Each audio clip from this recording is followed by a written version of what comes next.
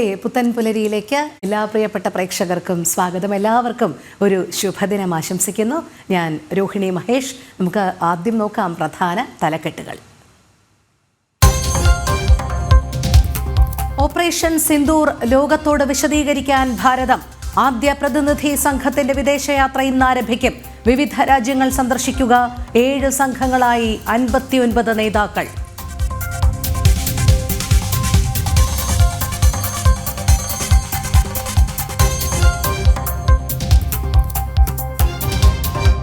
ലഷ്കർ ഭീകരൻ അമീർ ഹംസ ഗുരുതര പരിക്കുകളോടെ ആശുപത്രിയിൽ. വാഹനാപകടത്തിൽ പരിക്കേറ്റെന്ന റിപ്പോർട്ട്. ISIയുടെ സംരക്ഷണയിൽ ലാഹോറിലെ ആശുപത്രിയിൽ ചികിത്സയിൽ.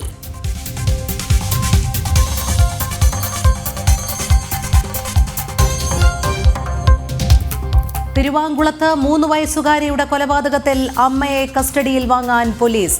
ബന്ധുക്കളുടെയും മൊഴിയെടുക്കും. റിമാൻഡിലായ സന്ധ്യ കാക്കനാട് വനിതാ ജയിലിൽ.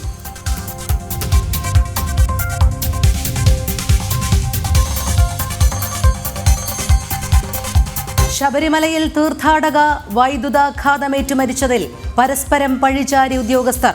വൈദ്യുതി പോസ്റ്റിൽ നിന്ന് ഷോക്കേറ്റെന്ന പ്രാഥമിക കണ്ടെത്തൽ.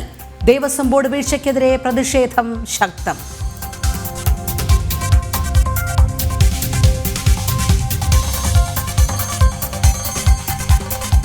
വടക്കൻ കേരളത്തിൽ ഇന്നും കനത്ത മഴയ്ക്ക് സാധ്യത. കണ്ണൂരും കാസർഗോഡും ഓറഞ്ച് അലേർട്ട്. കേരള തീരത്ത് മത്സ്യബന്ധനത്തിന് വിലക്ക്.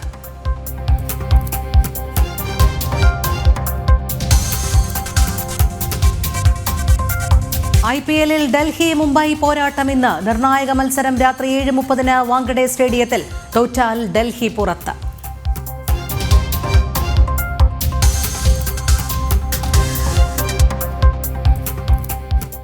വിശദമായ വാർത്തകളിലേക്ക്.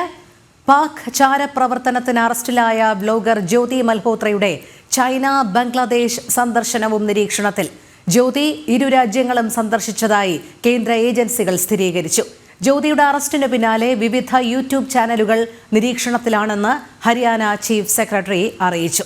ഈ വാർത്തയുടെ കൂടുതൽ വിശദാംശങ്ങളുമായി ഗൗതം അനന്തനാരായണൻ ചേരുന്നു. Gautham, good morning. നമസ്തേ. എന്തായാലും നിലവിലിപ്പോൾ ജ്യോതി മൽഹോത്രയുടെ കൂടുതൽ പ്രവർത്തനങ്ങൾ നിരീക്ഷണത്തിലാണ് എന്നാണ് മനസ്സിലാക്കാൻ കഴിയുന്നത്, അല്ലേ? കാരണം പാക് ഹൈക്കമ്മീഷനിലെ ഉദ്യോഗസ്ഥന്റെ സഹായത്തോടുകൂടി പാകിസ്ഥാൻ സന്ദർശിക്കുകയും പാകിസ്ഥാൻ അനുകൂല വീഡിയോകളൊക്കെ ചെയ്യുകയും ചെയ്തിരുന്ന ജ്യോതി മൽഹോത്ര അറസ്റ്റിലായതിനു ശേഷം ഇപ്പോൾ അവരുടെ ചൈന ബംഗ്ലാദേശ് സന്ദർശനവും നിരീക്ഷണത്തിലാണ് എന്നാണോ മനസ്സിലാക്കേണ്ടത്? Rohini, good morning. ഈ ജ്യോതി മൽഹോത്രയുടെ പ്രവർത്തനങ്ങൾ കൂടുതലായി ഇപ്പോൾ കേന്ദ്ര ഏജൻസികൾ നിരീക്ഷിച്ചു വരികയാണ്. ഇതിൽ ഇവരുടെ ചൈന, അതോടൊപ്പം തന്നെ ബംഗ്ലാദേശ് എന്നീ 2 രാജ്യങ്ങളിലേക്ക് നടത്തിയിട്ടുള്ള യാത്രകളെ പറ്റിയാണ് ഇപ്പോൾ കേന്ദ്ര ഏജൻസികൾ നിരീക്ഷിക്കുന്നത്. കാരണം ഇവർ പാകിസ്ഥാനിൽ എന്തൊക്കെ ചെയ്തു എന്നതിനെ പറ്റി ഒരു കൃത്യമായ സ്കെച്ച് നിലവിൽ ഈ കേന്ദ്ര ഏജൻസികൾക്ക് ലഭിച്ചു കഴിഞ്ഞിരിക്കുന്നു. പാകിസ്ഥാനിൽ പോവുകയും അവിടുത്തെ സൈനിക മേധാവികളുമായി ചർച്ച നടത്തുകയും കൂടാതെ പാകിസ്ഥാന്റെ ചാരസംഘടനയായ ISIയുടെ മുതിർന്ന ഉദ്യോഗസ്ഥരെ കാണുകയും ഒക്കെ ഇവർ ചെയ്തിരുന്നു. തുടർച്ചയായി ഇവർ പാകിസ്ഥാനിലേക്ക് യാത്ര ചെയ്തിട്ടുണ്ട് എന്ന കാര്യം കേന്ദ്ര ഏജൻസികൾ സ്ഥിരീകരിച്ചിട്ടുണ്ട്. ഇത് കൂടാതെ ഭാരതത്തിലെ പ്രധാനപ്പെട്ട സ്ഥലങ്ങളിലെല്ലാം ഇവർ സന്ദർശിക്കുകയും അതിന്റെ ചിത്രങ്ങൾ കേരളത്തിൽ ഉൾപ്പെടെ വന്നുകൊണ്ട് അതിന്റെ ചിത്രങ്ങൾ ഉൾപ്പെടെ പകർത്തി ആ ചിത്രങ്ങൾ പാകിസ്ഥാൻ സൈന്യത്തിനും പാക് ചാരസംഘടനയായ ISIക്കും കൈമാറിയിരുന്നു എന്നതിന്റെയും തെളിവുകൾ ഇതിനകം പുറത്തു വന്നു കഴിഞ്ഞിരിക്കുന്നു. അപ്പോൾ ഇനിയും ഈ ജ്യോതി മൽഹോത്രയുടെ പ്രധാനപ്പെട്ട ഒരു യാത്ര ഇപ്പോൾ കേന്ദ്ര ഏജൻസികൾ കാണുന്നത് ചൈന, അതോടൊപ്പം തന്നെ ബംഗ്ലാദേശ് എന്നീ 2 രാജ്യങ്ങളാണ്. പ്രത്യേകിച്ച് ബംഗ്ലാദേശിൽ അടുത്ത കാലത്ത് ഹിന്ദു വിരുദ്ധ കലാപം നടക്കുന്ന ഘട്ടത്തിൽ ഇവർ പോയിട്ടുണ്ടോ, അല്ലെങ്കിൽ ബംഗ്ലാദേശിലെ അടുത്ത കാലത്ത് നടന്നിട്ടുള്ള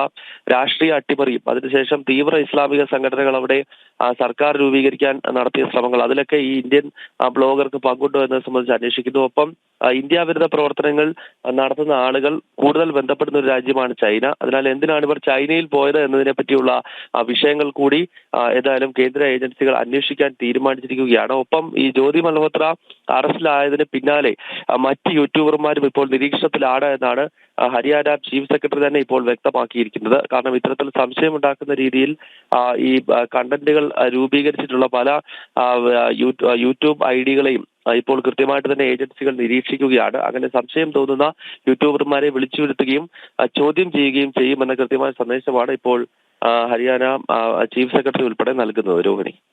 ശരി ഗൗതം തുടരുക. മറ്റൊരു വാർത്തയുടെ റിപ്പോർട്ടുകൾ കൂടി ഗൗതമിൽ നിന്ന് തേടേണ്ടതുണ്ട്. പാകിസ്ഥാന്റെ ഭീകരതയെ തുറന്നുകാട്ടാനും പെഹൽഗാം ഭീകരാക്രമണത്തിലുള്ള പാകിസ്ഥാന്റെ പങ്ക് വിദേശ രാജ്യങ്ങളെ അറിയിക്കുന്നതിനുമായുള്ള പ്രതിനിധി സംഘം ഇന്ന് യാത്ര ആരംഭിക്കും. ശിവസേന MP ശ്രീകാന്ത് ഷിൻഡെയുടെ നേതൃത്വത്തിലുള്ള ആദ്യ സംഘം UAE-യിലേക്ക് തിരിക്കും. JDU MP സഞ്ജയ് ഝായുടെ നേതൃത്വത്തിലുള്ള സംഘം ജപ്പാനിലേക്കും പോകും.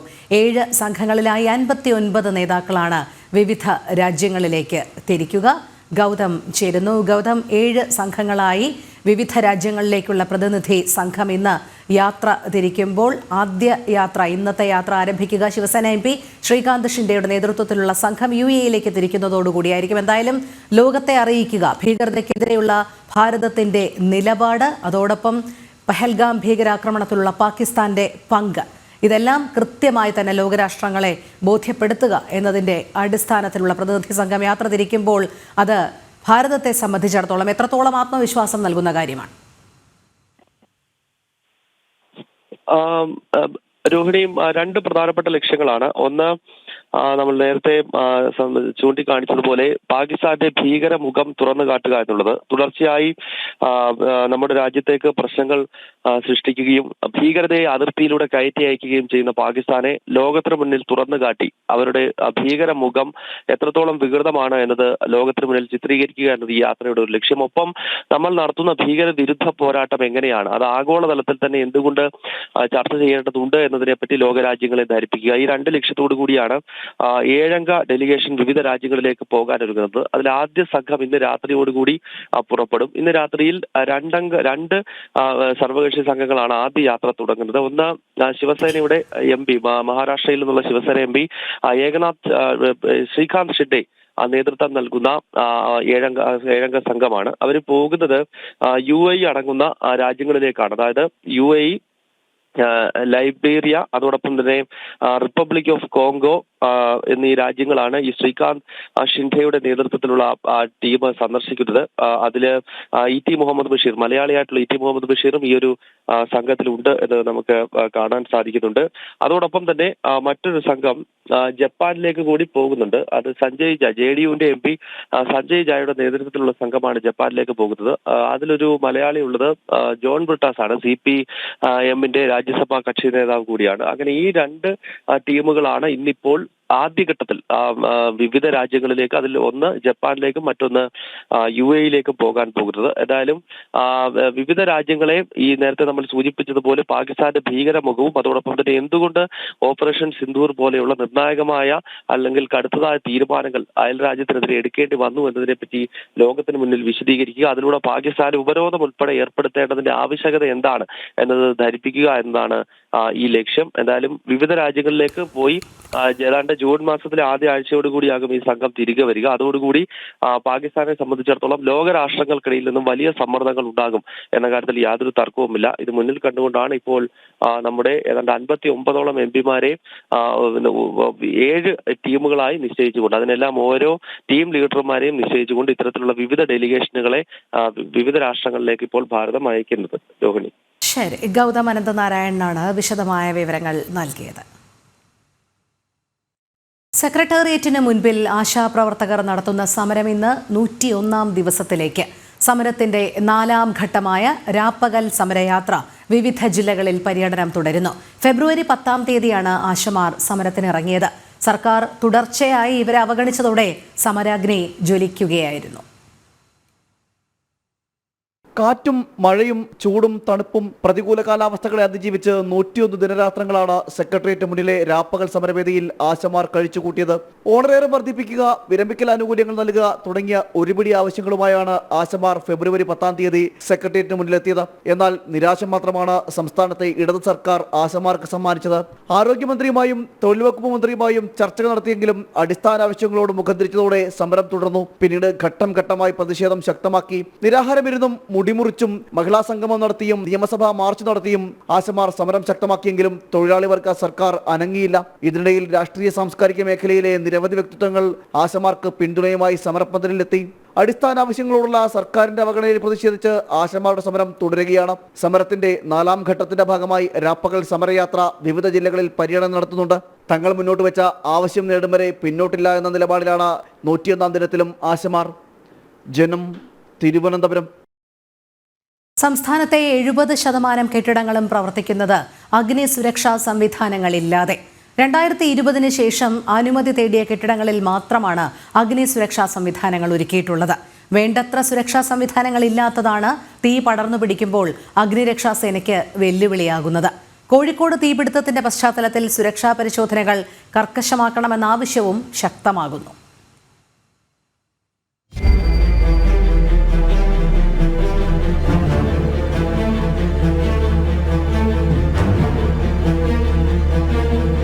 കഴിഞ്ഞ ദിവസം കോഴിക്കോട് പുതിയ ബസ് സ്റ്റാൻഡിലുണ്ടായ തീപിടുത്തത്തിന്റെ പശ്ചാത്തലത്തിൽ കൂടിയാണ് നിയമങ്ങൾ കർശനമാക്കണമെന്ന ആവശ്യം ശക്തമാകുന്നത്. സംസ്ഥാനത്ത് 70% കെട്ടിടങ്ങളും പ്രവർത്തിക്കുന്നത് അഗ്നിസുരക്ഷാ സംവിധാനങ്ങളില്ലാതെയാണെന്നാണ് വിവരം. 1962 മുതൽ സംസ്ഥാനത്ത് അഗ്നിസുരക്ഷാ നിയമങ്ങൾ പ്രാബല്യത്തിലുണ്ടെങ്കിലും നിർമ്മാണ ചട്ടങ്ങളിൽ ഇത് നിർബന്ധമാക്കാതിരുന്നതാണ് ഈ സ്ഥിതിക്ക് കാരണം. നിലവിൽ പുതിയ കെട്ടിടങ്ങൾക്ക് സുരക്ഷാ സംവിധാനങ്ങൾ നടപ്പിലാക്കുന്നുണ്ട്. എന്നാൽ ഫയർ ഓഡിറ്റ് സംവിധാനങ്ങൾ കാര്യക്ഷമമല്ല. ഏതാനും ചില സർക്കാർ സ്ഥാപനങ്ങളിൽ മാത്രമാണ് ഫയർ ഓഡിറ്റ് സംവിധാനം പ്രവർത്തിക്കുന്നത്. നിലവിൽ 3 നിലകളിൽ കൂടുതലോ 10 നിലകളിൽ കൂടുതലോ ആയ കെട്ടിടങ്ങൾക്ക് അഗ്നിസുരക്ഷാ സർട്ടിഫിക്കറ്റ് ഉണ്ടെങ്കിൽ മാത്രമേ നിർമ്മാണാനുമതി ലഭിക്കുകയുള്ളൂ. എന്നാൽ പഴയ കെട്ടിടങ്ങൾക്കാണ് സുരക്ഷാ സംവിധാനങ്ങൾ ഇല്ലാത്തത്. പഴയ കെട്ടിടങ്ങൾക്കും അഗ്നിസുരക്ഷാ സംവിധാനങ്ങൾ സ്ഥാപിക്കണമെന്ന ആവശ്യവും ശക്തമാണ്. തിരുവനന്തപുരത്ത് ചാല മാർക്കറ്റിൽ നിരവധി തവണയാണ് തീപിടുത്തം ഉണ്ടായിട്ടുള്ളത്. തീപിടുത്തമുണ്ടായതിൽ പലതും പഴയ കെട്ടിടങ്ങളാണ്. സമാനമായ രീതിയിൽ സംസ്ഥാനത്തിന്റെ വിവിധയിടങ്ങളിൽ ഇത്തരം കെട്ടിടങ്ങളുണ്ട്. ഇത്തരത്തിൽ അഗ്നിസുരക്ഷാ സംവിധാനങ്ങളില്ലാത്ത കെട്ടിടങ്ങളിൽ തീപിടുത്തം പിടിക്കുന്നത് കടുത്ത വെല്ലുവിളിയാണ് ഫയർഫോഴ്സിനുണ്ടാകുന്നത്. ജനം, തിരുവനന്തപുരം. കടുവാപ്പേടിയിൽ മാനന്തവാടി പിലാക്കാവ് മണിയൻകുന്ന് സ്വദേശികൾ. പലതവണ പ്രദേശവാസികൾ സ്ഥലത്ത് കടുവയെ കണ്ടിരുന്നു. 3 ദിവസങ്ങൾക്ക് മുൻപാണ് പ്രദേശവാസി മൊബൈൽ ഫോണിൽ കടുവയുടെ ദൃശ്യം പകർത്തിയത്.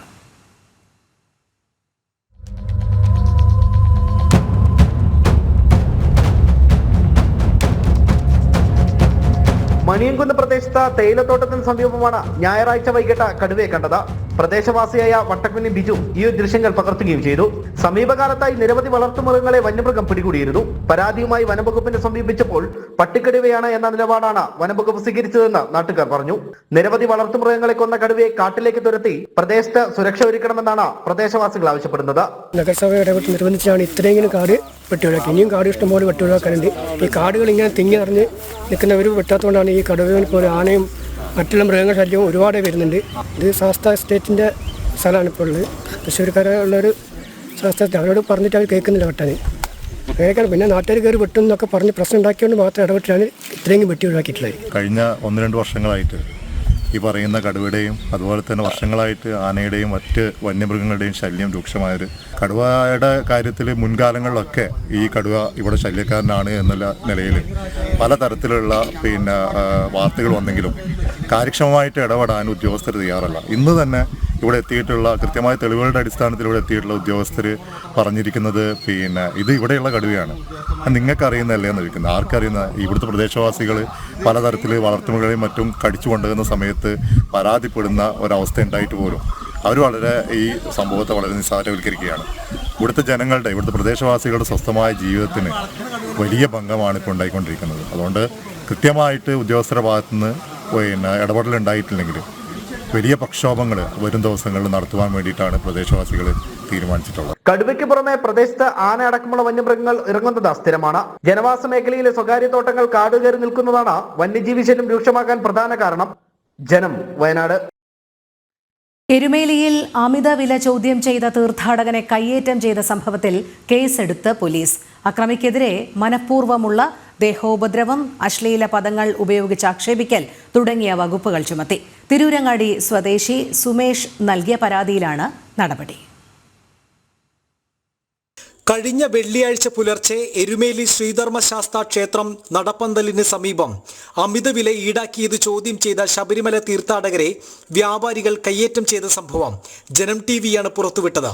കയ്യേറ്റത്തിന്റെ CCTV ദൃശ്യങ്ങളും പുറത്തു വന്നിരുന്നു. സംഭവത്തിൽ എരുമേലി പോലീസ് കേസെടുത്തു. തിരൂരങ്ങാടി സ്വദേശി സുമേഷാണ് കയ്യേറ്റത്തിനിരയായത്. കണ്ടാലറിയാവുന്നയാൾക്കെതിരെയാണ് കേസ്. മനഃപൂർവ്വമുള്ള ദേഹോപദ്രവം, അശ്ലീല പദങ്ങൾ ഉപയോഗിച്ച് ആക്ഷേപിക്കൽ തുടങ്ങിയ വകുപ്പുകൾ പ്രതിക്കെതിരെ ചുമത്തി. തീർത്ഥാടകനെ ചീത്ത വിളിക്കുകയും പിടിച്ചു തള്ളുകയും പുറത്തു മർദ്ദിക്കുകയും ചെയ്തുവെന്ന് FIR-ൽ പറയുന്നു. എരുമേലി വലിയമ്പലം നടപ്പന്തലിലെ B4 ബാർ 2 എന്ന നമ്പറിട്ട കടയിൽ നിന്നാണ് ശബരിമല തീർത്ഥാടകന് മർദ്ദനമേറ്റത്. എരുമേലി സ്വദേശി നന്ദു അഖിൽ എന്നയാളുടെ പേരിലാണ് ഈ കടയുടെ ലൈസൻസ്. അബ്ദുൾ ഷമീൻ, റസൽ എന്നിവർ പങ്കാളികളാണ്. സംഭവത്തിന് പിന്നാലെ ശബരിമല അയ്യപ്പ സേവാ സമാജം പ്രവർത്തകർ കട അടപ്പിച്ചിരുന്നു. സംഭവം നടന്ന ഉടനെ തന്നെ പോലീസിൽ പരാതി നൽകിയ ശേഷം സുമേഷ് ദർശനം പൂർത്തിയാക്കി മടങ്ങിയിരുന്നു. വിശദമായ പരാതി ഇമെയിൽ വഴി വാങ്ങിയതിനു ശേഷമാണ് എരുമേലി പോലീസ് കേസെടുത്തത്. ജനം, കോട്ടയം. ശബരിമല തീർത്ഥാടക പമ്പയിൽ വൈദ്യുതാഘാതമേറ്റ് മരിച്ച സംഭവത്തിൽ ദേവസ്വം ബോർഡ് വീഴ്ചയ്ക്കെതിരെ പ്രതിഷേധം ശക്തം. തീർത്ഥാടകർക്ക് സുരക്ഷ ഉറപ്പാക്കാൻ ദേവസ്വം ബോർഡിന് സാധിക്കുന്നില്ലെന്നാണ് ഹൈന്ദവ സംഘടനകൾ ചൂണ്ടിക്കാണിക്കുന്നത്. ദേവസ്വം ബോർഡ് സ്ഥാപിച്ച കിയോസ്ക് പൈപ്പിൽ നിന്നും വൈദ്യുതാഘാതമേറ്റാണ് തെലങ്കാന സ്വദേശി ഭരതമ്മ മരിച്ചത്.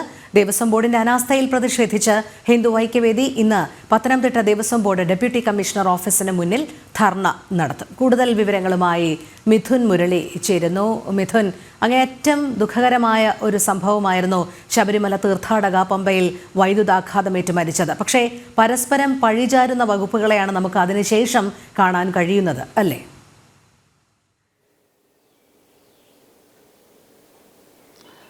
രോഹിണി, ദേവസ്വം ബോർഡിന്റെ അനാസ്ഥ വ്യക്തമാക്കുന്നതാണ് ഈ സംഭവം എന്നുള്ളതാണ് ഹൈന്ദവ സംഘടനകൾ ചൂണ്ടിക്കാണിക്കുന്നത്. മാസപൂജ സമയത്ത് കൃത്യമായ സാങ്കേതിക പരിശോധനകൾ ദേവസ്വം ബോർഡ് നടത്തുന്നില്ല എന്നതിന്റെ ഇത് മാറുകയാണ്. തീർത്ഥാടകർക്ക് ആവശ്യമായ സുരക്ഷിതത്വം ഉറപ്പാക്കുന്നില്ല എന്നുള്ളതിന് തെളിവായിട്ട് ഈ സംഭവം മാറുന്നു എന്നുള്ളതാണ് ആരോപണമായി ഉയർന്നു വരുന്നത്. ഈ സംഭവവുമായി ബന്ധപ്പെട്ട് ജില്ലാ വൈദ്യുതി ഇൻസ്പെക്ടറുടെ നേതൃത്വത്തിൽ കഴിഞ്ഞ ദിവസം പരിശോധന നടത്തിയിരുന്നു. പ്രാഥമിക പരിശോധനയിൽ KSEBയുടെയും ദേവസ്വം ബോർഡ് മരാമത്ത് ഇലക്ട്രിക് വിഭാഗത്തിന്റെയും ഉദ്യോഗസ്ഥരുടെ സാന്നിധ്യത്തിലാണ് ഈ പരിശോധന നടത്തിയത്. ഈ പരിശോധനയിൽ നിന്നും കണ്ടെത്തലുണ്ടായത് ഈ കിയോസ്കിന് സമീപമുള്ള വൈദ്യുതി പോസ്റ്റിൽ നിന്നും വൈദ്യുത പ്രവാഹം ഉണ്ടായി എന്നുള്ളതാണ്.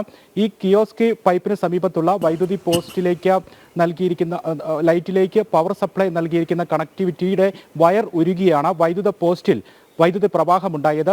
ഈ പോസ്റ്റിൽ നിന്നും കമ്പി ഉപയോഗിച്ചുകൊണ്ട് സ്റ്റെയിൻലെസ് സ്റ്റീൽ നിർമ്മിതമായിട്ടുള്ള കിയോസ്കിയെ ബന്ധിപ്പിച്ചിരുന്നു. ഈ കിയോസ്കി ഇത്തരത്തിലൊരു വൈദ്യുതി പോസ്റ്റുമായിട്ട് കമ്പി ഉപയോഗിച്ച് സ്റ്റെയിൻലെസ് സ്റ്റീൽ നിർമ്മിതമായിട്ടുള്ള കിയോസ്കി പൈപ്പിനെ ബന്ധിപ്പിച്ചതാണ് കിയോസ്കിയിലേക്ക് വൈദ്യുതി പ്രവാഹം ഉണ്ടാകാൻ കാരണമായത്. ഭാരതാമ്മ ഈ കിയോസ്കിയിൽ വെള്ളം എടുക്കുന്നതിന് വേണ്ടി തൊട്ട ഉടൻ തന്നെ വലിയ രീതിയിൽ വൈദ്യുത ആഘാതം ഉണ്ടാവുകയായിരുന്നു. മഴ ഉള്ള സമയമായതുകൊണ്ട് തന്നെ വൈദ്യുതാഘാതത്തിന്റെ പ്രഹരം വലിയ രീതിയിലായിരുന്നു, വലിയ ശക്തമായ രീതിയിൽ തന്നെയായിരുന്നു. ഉടൻ തന്നെ ആശുപത്രിയിൽ എത്തിച്ചെങ്കിലും ജീവൻ രക്ഷിക്കാനായില്ല. ഇപ്പോൾ ഈ സംഭവത്തെ തുടർന്ന് ഉദ്യോഗസ്ഥർ പരസ്പരം പഴിചാരിക്കൊണ്ട് രക്ഷപ്പെടുന്നതിനുള്ള തടി തപ്പുന്നതിനുള്ള ശ്രമമാണ് നടത്തിക്കൊണ്ടിരിക്കുന്നത്. കിയോസ്കി ഉറപ്പിച്ചു വെക്കാതെ വൈദ്യുതി പോസ്റ്റുമായിട്ട് കമ്പി ഉപയോഗിച്ചുകൊണ്ട് കെട്ടിവെച്ചതാണ് ഇത്തരത്തിലുള്ള ഒരു അപകടമുണ്ടാകാൻ കാരണമായതെന്ന് ദേവസ്വം ബോർഡിന്റെ പൊതുമരാമത്ത് ഇലക്ട്രിക് വിഭാഗവും KSEBയും വാട്ടർ അതോറിറ്റിയെ പഴിചാരുമ്പോൾ വാട്ടർ അതോറിറ്റി തിരികെ പറയുന്നത് ഇത് വൈദ്യുതി വിഭാഗത്തിന്റെ അനാസ്ഥയുടെ കാരണമായിട്ട് മാറുകയാണ് എന്ന് പറയുന്നു. അങ്ങനെ പരസ്പരം പഴിചാരിക്കൊണ്ട് ഉദ്യോഗസ്ഥർ തടി തപ്പുന്നതിനുള്ള ഒരു ശ്രമമാണ് ഈ നടന്നുകൊണ്ടിരിക്കുന്നത്. 140ഓളം LED ലൈറ്റുകളാണ് ഈ പമ്പ മുതൽ സന്നിധാനം വരെയുള്ള വിവിധ ഭാഗങ്ങളിൽ ഉള്ളത്. ഇതിന്റെ ചുമതലകൾ നിർവഹിക്കുന്നത് KSEB ആണ്. ഇതിൽ വൈദ്യുതി നൽകുന്നതെങ്കിലും ഇതിന്റെ അറ്റകുറ്റപ്പണികളും മറ്റ് ചുമതലകളും നടത്തുന്നത് ദേവസ്വം ബോർഡ് വൈദ്യുത വിഭാഗമാണ്, പൊതുമരാമത്ത് വൈദ്യുത വിഭാഗമാണ്. കൃത്യമായി ഈ ദേവസ്വം ബോർഡ് പൊതുമരാമത്ത് വൈദ്യുത വിഭാഗത്തെ കൊണ്ടും KSEBയെ കൊണ്ടും സാങ്കേതിക പരിശോധനകൾ നടത്തിക്കൊണ്ട് തീർത്ഥാടകർക്ക് ആവശ്യമായിട്ടുള്ള സുരക്ഷിതത്വം ഉറപ്പാക്കാൻ ദേവസ്വം ബോർഡിന് സാധിക്കുന്നില്ല എന്നതിന്റെ ഉദാഹരണമായി ഈ സംഭവം സമീപനം മാറുന്നു എന്നുള്ളതാണ്. കൃത്യമായ അനാസ്ഥ ദേവസ്വം ബോർഡിന്റെ ഭാഗത്തുനിന്ന് ഉണ്ടായി എന്നത് വ്യക്തമാക്കുന്ന സംഭവമായി ഇത് മാറുന്നു എന്നുള്ളതാണ് പ്രധാനപ്പെട്ട എടുത്തു പറയേണ്ട കാര്യം. ഹൈന്ദവ സംഘടനകൾ ഈ വിഷയത്തിൽ ശക്തമായ പ്രതിഷേധവുമായി രംഗത്തുണ്ട്. 64 വയസ്സുള്ള മരണപ്പെട്ട തെലങ്കാന സ്വദേശിനിയായ ഭാരതാമ്മയുടെ കുടുംബത്തിന് കൃത്യമായ നഷ്ടപരിഹാരം, അർഹമായ നഷ്ടപരിഹാരം നൽകണം എന്നതാണ് ശബരിമല അയ്യപ്പ സേവാ സമാജവും ഹിന്ദു ഐക്യവേദിയും ചൂണ്ടിക്കാണിക്കുന്നത്. ഇനി മുൻ കാലങ്ങളിലും ഇത്തരത്തിലുള്ള സംഭവങ്ങൾ ആവർത്തിക്കരുത്. കൃത്യമായ സുരക്ഷാ പരിശോധനകൾ ശബരിമല പാതകളിൽ ഉറപ്പാക്കണം. തീർത്ഥാടകരുടെ സുരക്ഷിതത്വം ഉറപ്പാക്കണം. ഈ കാര്യങ്ങളെ ശബരിമല അയ്യപ്പ സേവാ സമാജം ചൂണ്ടിക്കാണിക്കുന്നു.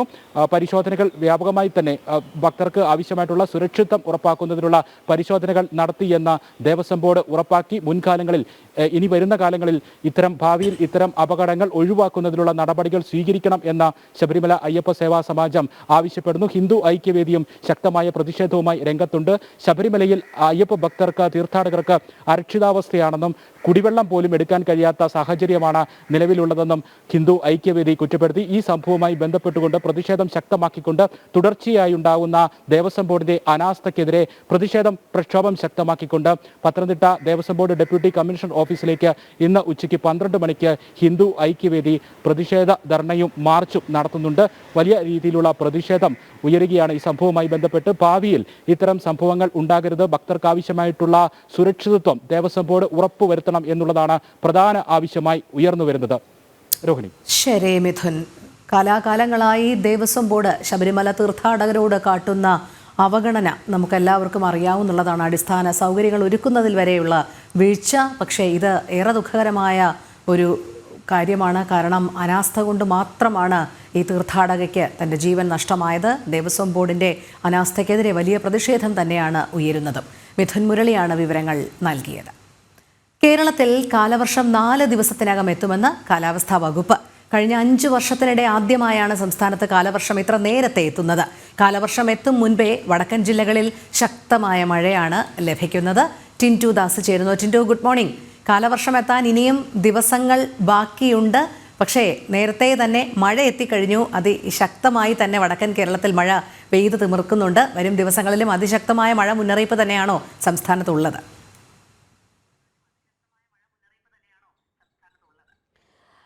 Good morning Rohini. സംസ്ഥാനത്ത് ഈ മാസം 27-ാം തീയതി കൂടി തന്നെ കാലവർഷം എത്തുമെന്നാണ് കാലാവസ്ഥാ വകുപ്പ് നൽകുന്ന മുന്നറിയിപ്പ്. ഇതോടുകൂടി വടക്കൻ ജില്ലകളിൽ അതിശക്തമായിട്ടുള്ള മഴ ലഭിക്കുന്നുണ്ട്. കഴിഞ്ഞ ദിവസം മലപ്പുറം മുതൽ കാസർഗോഡ് വരെയുള്ള ജില്ലകൾക്ക് റെഡ് അലേർട്ട് പ്രഖ്യാപിച്ചിട്ടുണ്ടായിരുന്നു. അതിശക്തമായിട്ടുള്ള മഴ ലഭിച്ചിട്ടുണ്ട് എന്ന് തന്നെയാണ് മനസ്സിലാക്കാൻ സാധിക്കുന്നത്. കുറഞ്ഞ സമയത്തിനുള്ളിൽ കൂടുതൽ മഴ ലഭിച്ചിട്ടുണ്ട് എന്നൊരു മുന്നറിയിപ്പും ദുരന്ത നിവാരണ അതോറിറ്റിയും കാലാവസ്ഥാ കേന്ദ്രവും നൽകുന്നുണ്ട്. കഴിഞ്ഞ 5 വർഷത്തിനുള്ളിൽ ആദ്യമായിട്ടാണ് മൺസൂൺ നേരത്തെ എത്തുന്നത്. 4 ദിവസങ്ങൾക്ക് മുമ്പേ മൺസൂൺ എത്തുന്നു എന്നതാണ് മറ്റൊരു പ്രത്യേകത. ഈ ദിവസങ്ങളിൽ അതിശക്തമായിട്ടുള്ളൊരു മഴ ലഭിക്കുമെന്ന് മുന്നറിയിപ്പ് നൽകിയിട്ടുണ്ട്. അതോടൊപ്പം തന്നെ കാര്യമായിട്ട് തന്നെ സംസ്ഥാനത്ത് വേനൽ മഴ ലഭിച്ചിട്ടുണ്ട് എന്നൊരു വിവരവും ലഭിക്കുന്നുണ്ട്. വരും ദിവസങ്ങളിൽ അതിശക്തമായിട്ടുള്ള മഴ തുടരും. ഇന്ന് ജില്ലകൾക്ക് ഓറഞ്ച് മുന്നറിയിപ്പ് ഉൾപ്പെടെയുള്ള അലേർട്ടുകൾ നൽകിയിട്ടുണ്ട്. കഴിഞ്ഞ ദിവസം മലപ്പുറം മുതൽ കണ്ണൂർ വരെയുള്ള ജില്ലകൾക്ക് റെഡ് അലേർട്ടാണ് പ്രഖ്യാപിച്ചിട്ടുണ്ടായിരുന്നത്. അതിശക്തമായിട്ടുള്ളൊരു മഴ ലഭിച്ചിട്ടുണ്ട്. വരും ദിവസങ്ങളിൽ മഴ ശക്തമാവാനാണ് സാധ്യത. ഇന്നും നാളെയും സംസ്ഥാനത്തെ തീരപ്രദേശങ്ങളിൽ കള്ളക്കടൽ പ്രതിഭാസത്തിനുള്ളൊരു മുന്നറിയിപ്പ് നൽകിയിട്ടുണ്ട്. പക്ഷേ മത്സ്യത്തൊഴിലാളികൾക്ക് വിലക്ക് ഏർപ്പെടുത്തിയിട്ടില്ല. അതോടൊപ്പം തന്നെ ഈ വെള്ളപ്പൊക്കം, ഉരുൾപൊട്ടൽ, മണ്ണിടിച്ചിൽ തുടങ്ങിയ സാധ്യതയുള്ള പ്രദേശങ്ങളിലും ജാഗ്രതാ നിർദ്ദേശങ്ങൾ നൽകിയിട്ടുണ്ട്. മൺസൂണിന് മുന്നോടിയായി ജാഗ്രതാ നിർദ്ദേശങ്ങളൊക്കെ പാലിക്കണമെന്നും ദുരന്ത നിവാരണ അതോറിറ്റിയും സംസ്ഥാന സർക്കാരും മുന്നറിയിപ്പുകൾ നൽകിയിട്ടുണ്ട്. അത്യാവശ്യ ഘട്ടങ്ങളിൽ മാറി താമസിക്കാനുള്ള സൗകര്യങ്ങൾ നേരത്തെ തന്നെ ഒരുക്കേണ്ടതാണ്. എന്ത് അത്യാവശ്യ ഘട്ടം വന്നാലും റവന്യൂ വിഭാഗത്തെ അല്ലെങ്കിൽ റവന്യൂ ഉദ്യോഗസ്ഥരെ അറിയിക്കാനുള്ള നിർദ്ദേശങ്ങളുമൊക്കെ നൽകിയിട്ടുണ്ട്. വരും ദിവസങ്ങളിൽ മഴ ശക്തമാകും. 27-ാം തീയതി കൂടി സംസ്ഥാനത്ത് കാലവർഷം എത്തും. രോഹിണി. ശരി, ടിൻറ്റുദാസാണ് വിവരങ്ങൾ നൽകിയത്. എറണാകുളം മൂഴിക്കുളത്ത് 3 വയസ്സുകാരിയെ പുഴയിലെറിഞ്ഞു കൊന്ന കേസിൽ അമ്മ സന്ധ്യയെ കസ്റ്റഡിയിൽ വാങ്ങാനൊരുങ്ങി പോലീസ്. കുടുംബ പ്രശ്നങ്ങളുണ്ടെങ്കിലും കൊലപാതകത്തിന് പിന്നിലെ കാരണത്തിൽ കൂടുതൽ വ്യക്തത വരുത്തുകയാണ് പോലീസിന്റെ ലക്ഷ്യം.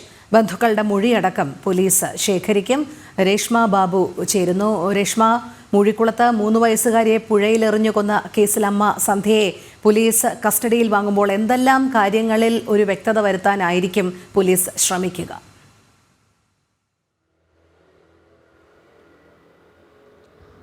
പ്രധാനമായിട്ടും കൊലപാതക കാരണം സംബന്ധിച്ച് വ്യക്തത വരുത്തുക എന്നുള്ളതാണ് പോലീസിന്റെ ലക്ഷ്യം. ഇതിനു വേണ്ടിയിട്ട് സന്ധ്യയെ കൂടുതലായിട്ട് ചോദ്യം ചെയ്യണം. അതുമാത്രവുമല്ല, ബന്ധുക്കളുടെ മൊഴികൾ രേഖപ്പെടുത്തണം. കൂടാതെ തെളിവ് ശേഖരണം നടത്തണം. ഇതിന് ആയിട്ട് കൂടുതൽ സമയം അനിവാര്യമാണ്. അതുകൊണ്ട് കസ്റ്റഡിയിൽ കിട്ടണമെന്നുള്ളൊരു ആവശ്യം തന്നെയാണ് ഈ അപേക്ഷയിൽ പോലീസ് ഉന്നയിക്കുക. നേരത്തെ തന്നെ കുറ്റസമ്മത മൊഴി രേഖപ്പെടുത്തിയിട്ടുണ്ട്. അതായത് താൻ തന്നെയാണ് കുഞ്ഞിനെ പുഴയിലേക്ക് എറിഞ്ഞതെന്ന് അമ്മ സന്ധ്യ നേരത്തെ തന്നെ പോലീസിനെ മൊഴി നൽകിയിട്ടുണ്ട്. ഇത് കുറ്റസമ്മത മൊഴിയായിട്ട് രേഖപ്പെടുത്തിയിട്ടുണ്ടെങ്കിലും വലിയ മൊഴികളിൽ ഒരു വൈരുദ്ധ്യം നേരത്തെ പ്രകടമാക്കിയ ഒരു സംഭവം കൂടിയാണ്. അതായത് ആദ്യം പറഞ്ഞ മൊഴിയിൽ ഉറച്ചു നിൽക്കാതെ സന്ധ്യ പിന്നീട് മൊഴി മാറ്റുന്നു.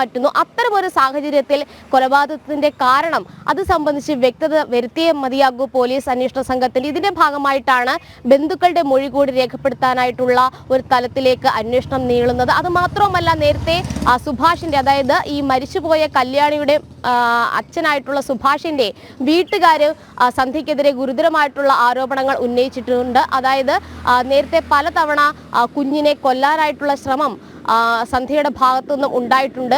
ഐസ്ക്രീമിൽ അടക്കം വിഷം കലർത്തി കൊല്ലുക എന്നുള്ള ഉദ്ദേശത്തിന്റെ അടിസ്ഥാനത്തിലുള്ള കാര്യങ്ങളും നടന്നിട്ടുണ്ട്. ഇതടക്കം പരിശോധിക്കണം എന്നുള്ളതാണ് ഇനി പോലീസിന് മുന്നിലുള്ള വെല്ലുവിളി. അതായത് മുൻപും കൊലപാതക ശ്രമം നടന്നിട്ടുണ്ടോ, അതുകൂടാതെ തന്നെ ഈ പുഴയിലേക്ക് കുഞ്ഞിനെ എറിഞ്ഞതിന് ശേഷം തിരികെ വീട്ടിലേക്ക് എത്തിയ സന്ധ്യയ്ക്ക് മറ്റാരുടെയെങ്കിലും സഹായം, അതായത് ഈ കൊലപാതക വിവരം മറച്ചു വെക്കുന്ന കാര്യത്തിൽ മറ്റാരുടെയെങ്കിലും സഹായം ഉണ്ടായിട്ടുണ്ടോ, ഇതടക്കം കൂടി പരിശോധിക്കേണ്ടി വരും പോലീസിന്. കാരണം അല്ലെങ്കിൽ ഗൂഢാലോചനയുടെ ഭാഗമായിട്ട് ഈ ആസൂത്രണം, അതായത് ഇങ്ങനെ പുഴയിലേക്ക് കുഞ്ഞിനെ എറിഞ്ഞു കൊല്ലണം, ആ ഒരു ദിവസം ഉൾപ്പെടുന്നു, അല്ലെങ്കിൽ ആ ദിവസം നിശ്ചയിക്കുന്നു. അതോടൊപ്പം തന്നെ അതിന് സംബന്ധമായിട്ടുള്ള മറ്റ് ആസൂത്രണങ്ങൾ, ഇതിലടക്കം ആരുടെയെങ്കിലും സഹായം കൂടി കിട്ടിയിട്ടുണ്ടോ, ഗൂഢാലോചന നടന്നിട്ടുണ്ടോ, ഇതും കൂടി പോലീസിന് തെളിവുകൾ ശേഖരിച്ചേ മതിയാകൂ. അതിന്റെ അടിസ്ഥാനത്തിലാണ് ബന്ധുക്കളുടെ മൊഴി രേഖപ്പെടുത്തുന്നത്. അതുകൂടാതെ തന്നെ ഈ സുഭാഷും സമാനമായിട്ട് ബന്ധുക്കൾ പറഞ്ഞ ആരോപണങ്ങളും ആക്ഷേപങ്ങളും ശരിവെക്കുന്ന രീതിയിൽ ചില കാര്യങ്ങൾ പറഞ്ഞിരുന്നു. അതായത്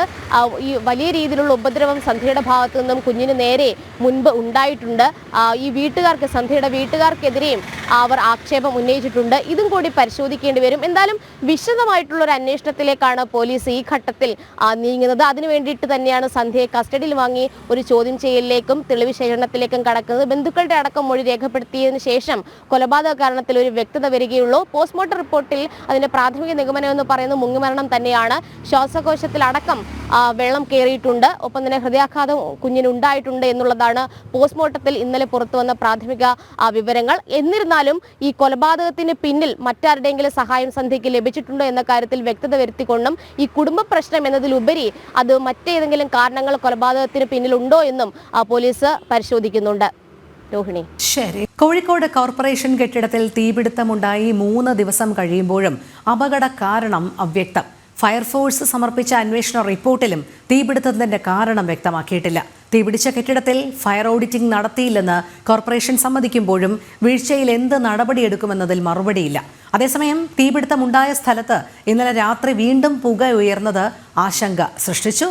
ദിസ്ന സുരേഷ് ചേരുന്നു വിവരങ്ങളുമായി. ദിസ്ന, ഇത്ര വലിയൊരു തീപിടുത്തം കോഴിക്കോട് നഗരത്തിൽ ഉണ്ടായിട്ട് പോലും ഇപ്പോഴും ഈ തീപിടുത്തത്തിന്റെ കാരണം അവ്യക്തമായി തന്നെ തുടരുകയാണ്. എന്തായാലും നഗരസഭ ഇതിന്റെ ഉത്തരവാദിത്വവും വീഴ്ചയും ഒക്കെ ഏറ്റെടുക്കുന്നുണ്ടെങ്കിൽ പോലും ഒരു തുടർ നടപടി എന്താകും, അല്ലെങ്കിൽ ഇതിന്റെ യഥാർത്ഥ കാരണം എന്താണ്? ഇനിയും വരും കാലങ്ങളിലും ഇത്തരം ഒരു വലിയ അപകടം എങ്ങനെ ഒഴിവാക്കാം എന്നത് സംബന്ധിച്ചൊന്നും യാതൊരു വ്യക്തതയും നൽകുന്ന ഒരു സൂചന പോലും ഇല്ല എന്നുള്ളതാണ്, അല്ലേ?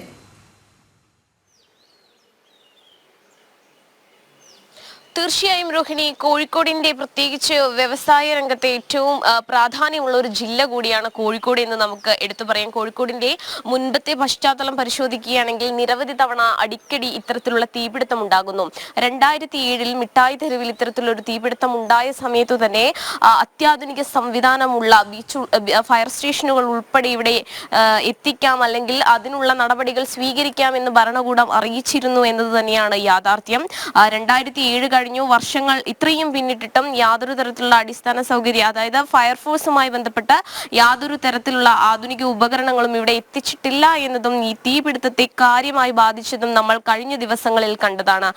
ഇന്നിപ്പോൾ കഴിഞ്ഞ ദിവസം ഇലക്ട്രിക്കൽ ഇൻസ്പെക്ടറേറ്റിന്റെയും അതുപോലെ തന്നെ ഫയർഫോഴ്സിന്റെയും അടക്കമുള്ള പ്രാഥമിക റിപ്പോർട്ടാണ് സമർപ്പിക്കപ്പെട്ടിട്ടുള്ളത്. അതിൽ പ്രധാനമായും പറയുന്നത് എന്താണ് തീപിടുത്തത്തിന്റെ കാരണമെന്ന് വ്യക്തമല്ല എന്നത് തന്നെയാണ്. ഷോർട്ട് സർക്യൂട്ട് ആണ് എന്നൊരു പ്രാഥമിക നിഗമനത്തിൽ ആദ്യഘട്ടത്തിൽ എത്തിയിരുന്നെങ്കിലും അത് സ്ഥിരീകരിക്കാൻ കഴിയില്ല എന്നൊരു വിശദീകരണം തന്നെയാണ് ഇലക്ട്രിക്കൽ ഇൻസ്പെക്ടറേറ്റ് നൽകിയിരിക്കുന്നത്. അതായത് ഈ മീറ്റർ റീഡിംഗുമായി ബന്ധപ്പെട്ട അതിൽ ചില പ്രശ്നങ്ങളുണ്ട്. അതൊക്കെ പരിശോധിച്ച് വിശകലനം ചെയ്തതിനു ശേഷം മാത്രമേ ഷോർട്ട് സർക്യൂട്ട് ആണോ എന്ന് കണ്ടെത്താൻ കഴിയുകയുള്ളൂ എന്നൊരു കാര്യം തന്നെയാണ് ഈ ഇലക്ട്രിക്കൽ ഇൻസ്പെക്ടറേറ്റ് അടക്കമുള്ള അധികാരികളുമായി നമ്മൾ സംസാരിച്ചപ്പോൾ അറിയാൻ സാധിച്ചിട്ടുള്ളത്. അതോടൊപ്പം തന്നെ അഗ്നിരക്ഷാ സേന നൽകിയ റിപ്പോർട്ടിൽ വളരെ വ്യക്തമായി പറയുന്നു, ഈ കെട്ടിടത്തിൽ ഒരു തീപിടുത്തം ഉണ്ടായാൽ അണയ്ക്കുവാനുള്ള പ്രാഥമിക സംവിധാനങ്ങൾ പോലും കെട്ടിട ഉടമകളോ അല്ലെങ്കിൽ കോർപ്പറേഷന്റെ ഭാഗത്തുനിന്നോ അത്തരത്തിലൊരു സൗകര്യം ഒരുക്കിയിട്ടില്ല എന്നൊരു കാര്യം തന്നെയാണ് അഗ്നിരക്ഷാ സേനയുടെ റിപ്പോർട്ടിൽ പറയുന്നത്. നമ്മൾ കണ്ടതാണ് മണിക്കൂറുകൾ നീണ്ട തീപിടുത്തം. ആ തീ അണയ്ക്കുവാൻ ഈ അഗ്നിരക്ഷാ സേന പാടുപെടുന്ന ഒരു അവസ്ഥ നമ്മൾ കണ്ടതാണ്. അതായത് മുകൾ ഭാഗത്ത് തകര കൊണ്ടുള്ള ഷീറ്റാണ് ഉപയോഗിച്ചിരുന്നത്. ആ ഷീറ്റ് ഉരുകി ഒലിച്ച് വീണ്ടും വീണ്ടും തീയുടെ അല്ലെങ്കിൽ ഈ തീ പടരുന്നതിന്റെ വ്യാപ്തി വർദ്ധിക്കുന്നത് നമ്മൾ കണ്ടിരുന്നു. അത്തരത്തിൽ ഈ തകര ഷീറ്റുകൾ ഉപയോഗിച്ച് ഈ കെട്ടിടത്തിന് വലിയൊരു രീതിയിൽ രൂപമാറ്റം വരുത്തിയിരുന്നു. ഇതിനൊക്കെ തന്നെയും കോർപ്പറേഷന് ഇങ്ങനെ അനുമതി നൽകി എന്നതിനെ സംബന്ധിച്ചുള്ള വലിയൊരു ചോദ്യമാണ് ഈ ഘട്ടത്തിൽ ഉയർന്നിരുന്നത്. മാത്രമല്ല ഈ അഗ്നിരക്ഷാ സേന പറയുന്നു, ഇതിൽ പ്രധാനമായും മേയർ ഉൾപ്പെടെയുള്ള ആളുകൾ ഇന്നലെ നടത്തിയ വാർത്താ സമ്മേളനത്തിൽ ഉൾപ്പെടെ പറയുന്നു ഈ ഓഡിറ്റ് ഇതുവരെ നടത്തിയിട്ടില്ല എന്നൊരു കാര്യം പറയുന്നു. അവർ അവരുടെ ഭാഗത്തു നിന്നുണ്ടായ വീഴ്ച ചൂണ്ടിക്കാട്ടി തന്നെയായിരുന്നു ഇന്നലെ വാർത്താ സമ്മേളനം നടത്തിയത്. ഇതിനെതിരെയൊക്കെ തന്നെയും വലിയ രീതിയിലുള്ള പ്രതിഷേധം ഉയർന്നിരുന്നു. അതോടൊപ്പം തന്നെ എങ്ങനെയാണ് ഈ കെട്ടിട നമ്പർ നൽകിയത്, അതായത് ഈ അഗ്നിരക്ഷാ സേനയുടെ ഉൾപ്പെടെയുള്ള ഒരു റിപ്പോർട്ട് നൽകപ്പെടാതെ എങ്ങനെയാണ് ഈ കെട്ടിടത്തിന് NOC ഉൾപ്പെടെയുള്ള കാര്യങ്ങൾ നൽകിയത് എന്നതും ഒരു ചോദ്യചിഹ്നമായി മാറുന്നു. നമ്മൾ പറഞ്ഞതുപോലെ തന്നെ ഈ കോഴിക്കോട് കോർപ്പറേഷൻ പരിധിയിൽ അനധികൃതമായി ഇത്തരത്തിൽ നിരവധി കെട്ടിടങ്ങൾ പ്രവർത്തിക്കുന്നു എന്നത് തന്നെയാണ് നമുക്കറിയാൻ സാധിക്കുന്നത്. നമ്മൾ ഇന്നലെ സൂചിപ്പിച്ചതാണ് ഈ കാലിക്കറ്റ് ട്രേഡ് സെന്ററിന്റെ കാര്യങ്ങൾ ഉൾപ്പെടെ നമ്മൾ പല തവണ വാർത്ത ചെയ്തതാണ്. ഹൈക്കോടതിയുടെ ഉത്തരവുണ്ടായിട്ടും സർക്കാർ പരിപാടികൾ ഉൾപ്പെടെ ഈ കാലിക്കറ്റ് ട്രേഡ് സെന്ററിൽ ഉൾപ്പെടെ നടത്തുന്നതിനെതിരെയും വലിയ വിമർശനങ്ങൾ ഉയർന്നു വരുന്നൊരു സാഹചര്യമാണുള്ളത്. എന്തായാലും 2007 മുതൽ അടിക്കടി തീപിടുത്തം ഉണ്ടാവുന്നു. ഈ തീപിടുത്തം ഉണ്ടാവുമ്പോഴും പ്രധാനമായ സ്ഥലങ്ങളിൽ നിന്ന് തീ അണയ്ക്കുവാനുള്ള സംവിധാനങ്ങൾ എത്തുവാൻ വൈകുന്നു. നഗരമധ്യത്തിൽ ഒരു ഫയർ സ്റ്റേഷൻ ഉൾപ്പെടെ വേണമെന്ന ഫയർഫോഴ്സ് അധികൃതർ ഉൾപ്പെടെ ശുപാർശ നൽകിയിട്ടും അതിനും യാതൊരു തരത്തിലുള്ള പ്രാധാന്യവും നൽകുന്നില്ല. എയർപോർട്ടിൽ നിന്ന് ഉൾപ്പെടെയുള്ള സംവിധാനങ്ങൾ ഉപയോഗിച്ചാണ് തീ അണച്ചത് എന്നത് തന്നെയാണ് രോഹിണി. എന്തായാലും ഇവർ പറയുന്നത് ഇത്തരത്തിൽ റിപ്പോർട്ടിന് വ്യക്തത വരണമെങ്കിൽ മറ്റു മേഖലകളിൽ, അതായത് മറ്റ് വിഭാഗങ്ങളിൽ നിന്നുള്ളവർ കൂടി ഇത് അന്വേഷിക്കുന്നുണ്ട്. പ്രത്യേകിച്ച് KCB ഉൾപ്പെടെയുള്ള വിഭാഗങ്ങൾ ഇത് സംബന്ധിച്ച് അന്വേഷണം നടത്തുന്നുണ്ട്. അതോടൊപ്പം തന്നെ പോലീസിന്റെ അന്വേഷണവും നടത്തുന്നുണ്ട്. അത്തരത്തിലുള്ള വിഭാഗങ്ങളുടെ ഒക്കെ തന്നെയും അന്വേഷണ റിപ്പോർട്ട് ലഭിക്കേണ്ടതുണ്ട്, അല്ലെങ്കിൽ ലഭ്യമാകേണ്ടതുണ്ട്. മീറ്റർ റീഡിംഗിൽ വിശകലനം നടത്തേണ്ടതുണ്ട് തുടങ്ങിയ കാര്യങ്ങൾ തന്നെയാണ് ഇപ്പോൾ ഈ അധികൃതർ വ്യക്തമാക്കിയിട്ടുള്ളത്. എന്തായാലും അതിന് സമാനമായ രീതിയിൽ ഇന്നലെ രാത്രിയിൽ വീണ്ടും ഈ പുക പടർന്നത് ജനങ്ങൾക്കിടയിൽ വലിയ രീതിയിലുള്ള ആശങ്ക സൃഷ്ടിച്ചിട്ടുണ്ട് എന്ന് തന്നെ പറയേണ്ടതുണ്ട്. അതിന് കാരണമായി ബീച്ച് ഫയർഫോഴ്സ് ആണ് ഇന്നലെ അവിടെ സ്ഥലത്തെത്തിയത്. ഒരു 10:15 കൂടിയാണ് ഇത്തരത്തിൽ പുക ഉയർന്നത്. അതായത് നേരത്തെ ഉണ്ടായ അവശിഷ്ടങ്ങളിൽ നിന്ന് പുക ഉയർന്നതാണ് എന്നൊരു വിലയിരുത്തൽ തന്നെയാണ് ഇപ്പോൾ ഫയർഫോഴ്സ് ഉദ്യോഗസ്ഥരടക്കം എത്തിയിട്ടുള്ളത്. രോഹിണി നേരത്തെ സൂചിപ്പിച്ചതുപോലെ തന്നെ സാധാരണക്കാർ, അതായത് പുതിയ ബസ് സ്റ്റാൻഡാണ്, ഏറ്റവും കൂടുതൽ ആളുകൾ വന്നു പോകുന്ന ഒരു സ്ഥലമാണ്. വലിയ രീതിയിലുള്ള വാദപ്രതിവാദങ്ങളൊക്കെ തന്നെയും നമ്മൾ കണ്ടതാണ്. ഈ തീപിടുത്തത്തിന് പിന്നിൽ ഉടമകൾ തമ്മിലുള്ള പ്രശ്നങ്ങൾ ഉണ്ട് എന്ന തരത്തിലൊക്കെ തന്നെയും വാദപ്രതിവാദങ്ങൾ വന്നതാണ്. പക്ഷേ ഈ തീപിടുത്തത്തിന് കാരണം എന്തെന്ന് പറയുവാൻ ഇതുവരെ സാധിച്ചിട്ടില്ല. അതുപോലെ തന്നെ എടുത്തു പറയേണ്ടത് മെഡിക്കൽ കോളേജിൽ ഉണ്ടായ തീപിടുത്തത്തിന് പിന്നിലെ പ്രധാനപ്പെട്ട കാരണങ്ങൾ, അല്ലെങ്കിൽ ഈ കെട്ടിടത്തിലെ നിർമ്മിതിയുമായി ബന്ധപ്പെട്ട അഴിമതി ഉണ്ട് എന്ന് BJP ഉൾപ്പെടെ ആരോപിച്ചിരുന്നു. എന്നിട്ട് പോലും എന്താണ് ആ നിർമ്മിതിയുമായി ബന്ധപ്പെട്ട പ്രശ്നങ്ങൾ ഉണ്ടായിട്ടുണ്ടോ എന്നത് പോലും പരിശോധിക്കുവാൻ കോർപ്പറേഷൻ ഉൾപ്പെടെ തയ്യാറായിട്ടില്ല എന്നതാണ് വസ്തുത. എന്തായാലും മറ്റു വിഭാഗങ്ങളുടെയും റിപ്പോർട്ട് ലഭ്യമാകണമെന്ന് തന്നെയാണ് അറിയാൻ സാധിക്കുന്നത്. അതിനുശേഷം മാത്രമേ ഈ കളക്ടർ ചീഫ് സെക്രട്ടറിക്ക് പൂർണ്ണ രൂപത്തിലുള്ള റിപ്പോർട്ട് സമർപ്പിക്കൂ എന്ന് തന്നെയാണ് നമുക്ക് നിലവിൽ അറിയാൻ സാധിച്ചിട്ടുള്ളത്. രോഹിണി, ശരി, ദിസ്ന സുരേഷാണ് വിവരങ്ങൾ നൽകിയത്. സംസ്ഥാനത്തെ 941 ഗ്രാമപഞ്ചായത്തുകളിലെ വാർഡ് വിഭജനം പൂർത്തിയായി. അന്തിമ വിജ്ഞാപനം സർക്കാർ പുറത്തിറക്കി. വാർഡ് വിഭജനത്തോടെ പഞ്ചായത്തുകളിൽ 1375 പുതിയ വാർഡുകളാണ് കൂട്ടിച്ചേർത്തിരിക്കുന്നത്. ടിൻറ്റു ദാസ് ചേരുന്നു. ടിൻറ്റു, പറയൂ.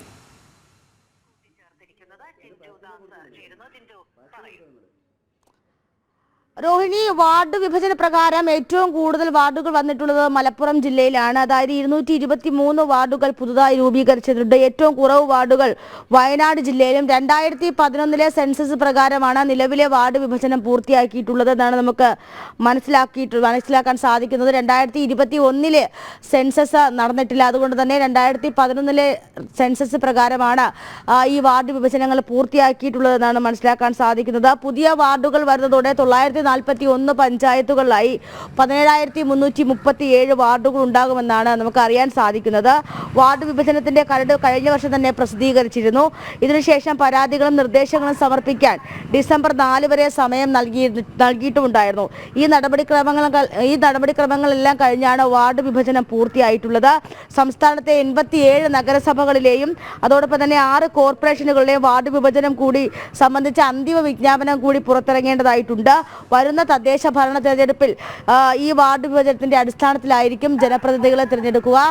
ഡീലിമിറ്റേഷനുമായി ബന്ധപ്പെട്ട് വാർഡ് വിഭജനവുമായി ബന്ധപ്പെട്ടൊക്കെ വലിയ രീതിയിലുള്ള വിവാദങ്ങളൊക്കെ നിലനിന്നിരുന്നു. ആ വിവാദങ്ങളൊക്കെ മറികടന്നുകൊണ്ടാണ് 941 ഗ്രാമപഞ്ചായത്തുകളിലെയും വാർഡ് വിഭജനം പൂർത്തിയാക്കുന്നത്. ഇനി നഗരസഭകളിലെ മുനിസിപ്പാലിറ്റികളിലെ വാർഡ് വിഭജനമാണ് വിജ്ഞാപനം പുറത്തിറക്കേണ്ടത്.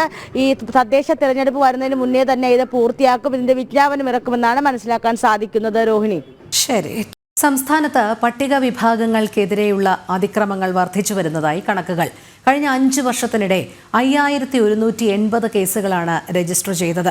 ഈ വർഷം ഇതുവരെ 295 കേസുകളാണ് സംസ്ഥാനത്ത് രജിസ്റ്റർ ചെയ്തത്. രാഷ്ട്രീയ ഇടപെടലും ഭീഷണിയും കാരണം പലപ്പോഴും ഇരകൾക്ക് നീതി നിഷേധിക്കപ്പെടുകയാണ്. കൂടുതൽ വിവരങ്ങളുമായി പ്രശാന്ത് ശങ്കരമംഗലത്ത് ചേരുന്നു.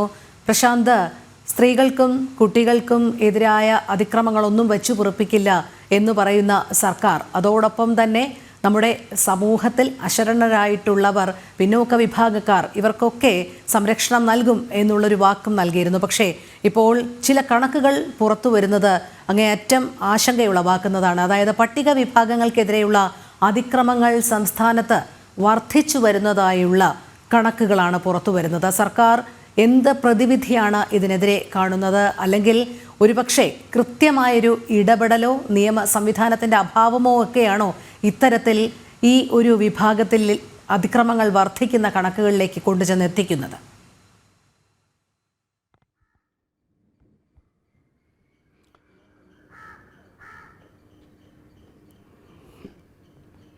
രോഹിണി, തിരുവനന്തപുരത്തൊരു യുവതിക്ക് പോലീസ് സ്റ്റേഷനിലുണ്ടായ പട്ടിക വിഭാഗത്തിൽപ്പെട്ട ഒരു യുവതിക്ക് പോലീസ് സ്റ്റേഷനിൽ നിന്ന് ഉണ്ടായ ഒരു ക്രൂരപീഡനം, മോഷണക്കുറ്റം ചുമത്തി 20 മണിക്കൂറിലധികം സമയം പോലീസ് സ്റ്റേഷനിൽ ചെലവഴിക്കുകയും വെള്ളം പോലും കൊടുക്കാത്ത ഒരു സാഹചര്യം ഉണ്ടാകുകയും ചെയ്തത് കഴിഞ്ഞ ദിവസമാണ്. ആ ഒരു പോലീസ് സ്റ്റേഷനിൽ പോലും രക്ഷയില്ലാത്ത സ്ഥിതിയാണ് നിലവിൽ ഉണ്ടായിരിക്കുന്നത്. സമാനമായ രീതിയിൽ തന്നെയാണ് സംസ്ഥാനത്തെ ഈ പട്ടികജാതി പട്ടികവർഗ വിഭാഗങ്ങളിൽപ്പെട്ടവർക്ക് എതിരായി ഉണ്ടാകുന്ന കേസുകളുടെ എണ്ണം. കഴിഞ്ഞ 5 വർഷത്തെ കേസുകൾ നമ്മൾ പരിശോധിക്കുകയാണെങ്കിൽ അതിൽ വലിയൊരു വർധനവ് ഉണ്ടായതായിട്ട് കാണാൻ കഴിയും. 2021 മുതൽ 2025 മാർച്ച് വരെയുള്ള കണക്കുകളാണിത്. അതിൽ ഈ ഒരു 5 വർഷത്തിനുള്ളിൽ 5180 കേസുകളാണ് രജിസ്റ്റർ ചെയ്തിട്ടുള്ളത്. അതോടൊപ്പം തന്നെ ഈ കേസുകളുടെ എണ്ണം നമുക്ക് ഒന്നുകൂടി പരിശോധിക്കുകയാണെങ്കിൽ 2023 ആണ് ഇതിലൊരു കുറവുള്ളത്. അത് 1313 എന്ന നിലയിലൊരു കുറവ് കേസുകളാണ് രജിസ്റ്റർ ചെയ്തത്. ബാക്കിയെല്ലാം ഓരോ വർഷവും ഇങ്ങനെ കേസുകളുടെ എണ്ണത്തിൽ ഒരു വർധനവ് ഉണ്ടാകുന്നൊരു സാഹചര്യമുണ്ട്.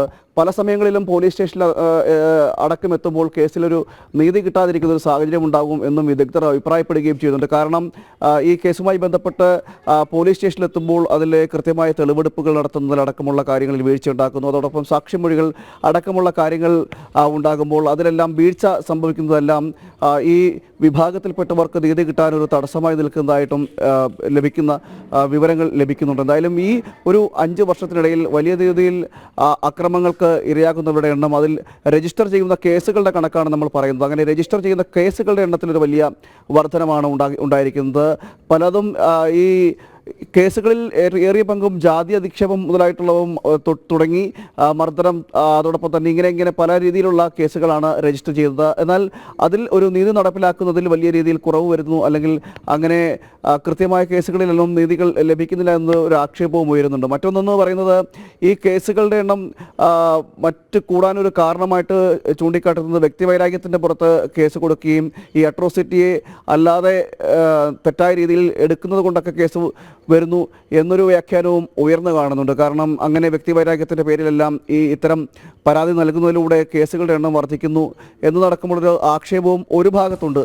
പക്ഷേ ഇത്തരം സ്ഥലങ്ങളിൽ അല്ലെങ്കിൽ ഈ ഒരു 5 വർഷ കാലയളവിൽ ഉണ്ടായിരിക്കുന്ന കേസുകളുടെ എണ്ണം നമ്മൾ പരിശോധിക്കുകയാണെങ്കിൽ അതിനൊരു വലിയ വർധനവ് ഉണ്ടാകുന്നുണ്ട് എന്നാണ് മനസ്സിലാക്കാൻ കഴിയുന്നത്. സംസ്ഥാന സർക്കാരിൻ്റെ കാലത്ത് പല രീതിയിൽ സ്ത്രീകൾക്കും കുട്ടികൾക്കും എതിരായിട്ടുള്ള അക്രമങ്ങൾ നേരത്തെ രോഹിണി സൂചിപ്പിച്ചതുപോലെ തന്നെ വർദ്ധിച്ചു വരുന്നത് നമ്മൾ നേരത്തെ റിപ്പോർട്ട് ചെയ്തിട്ടുണ്ടായിരുന്നു.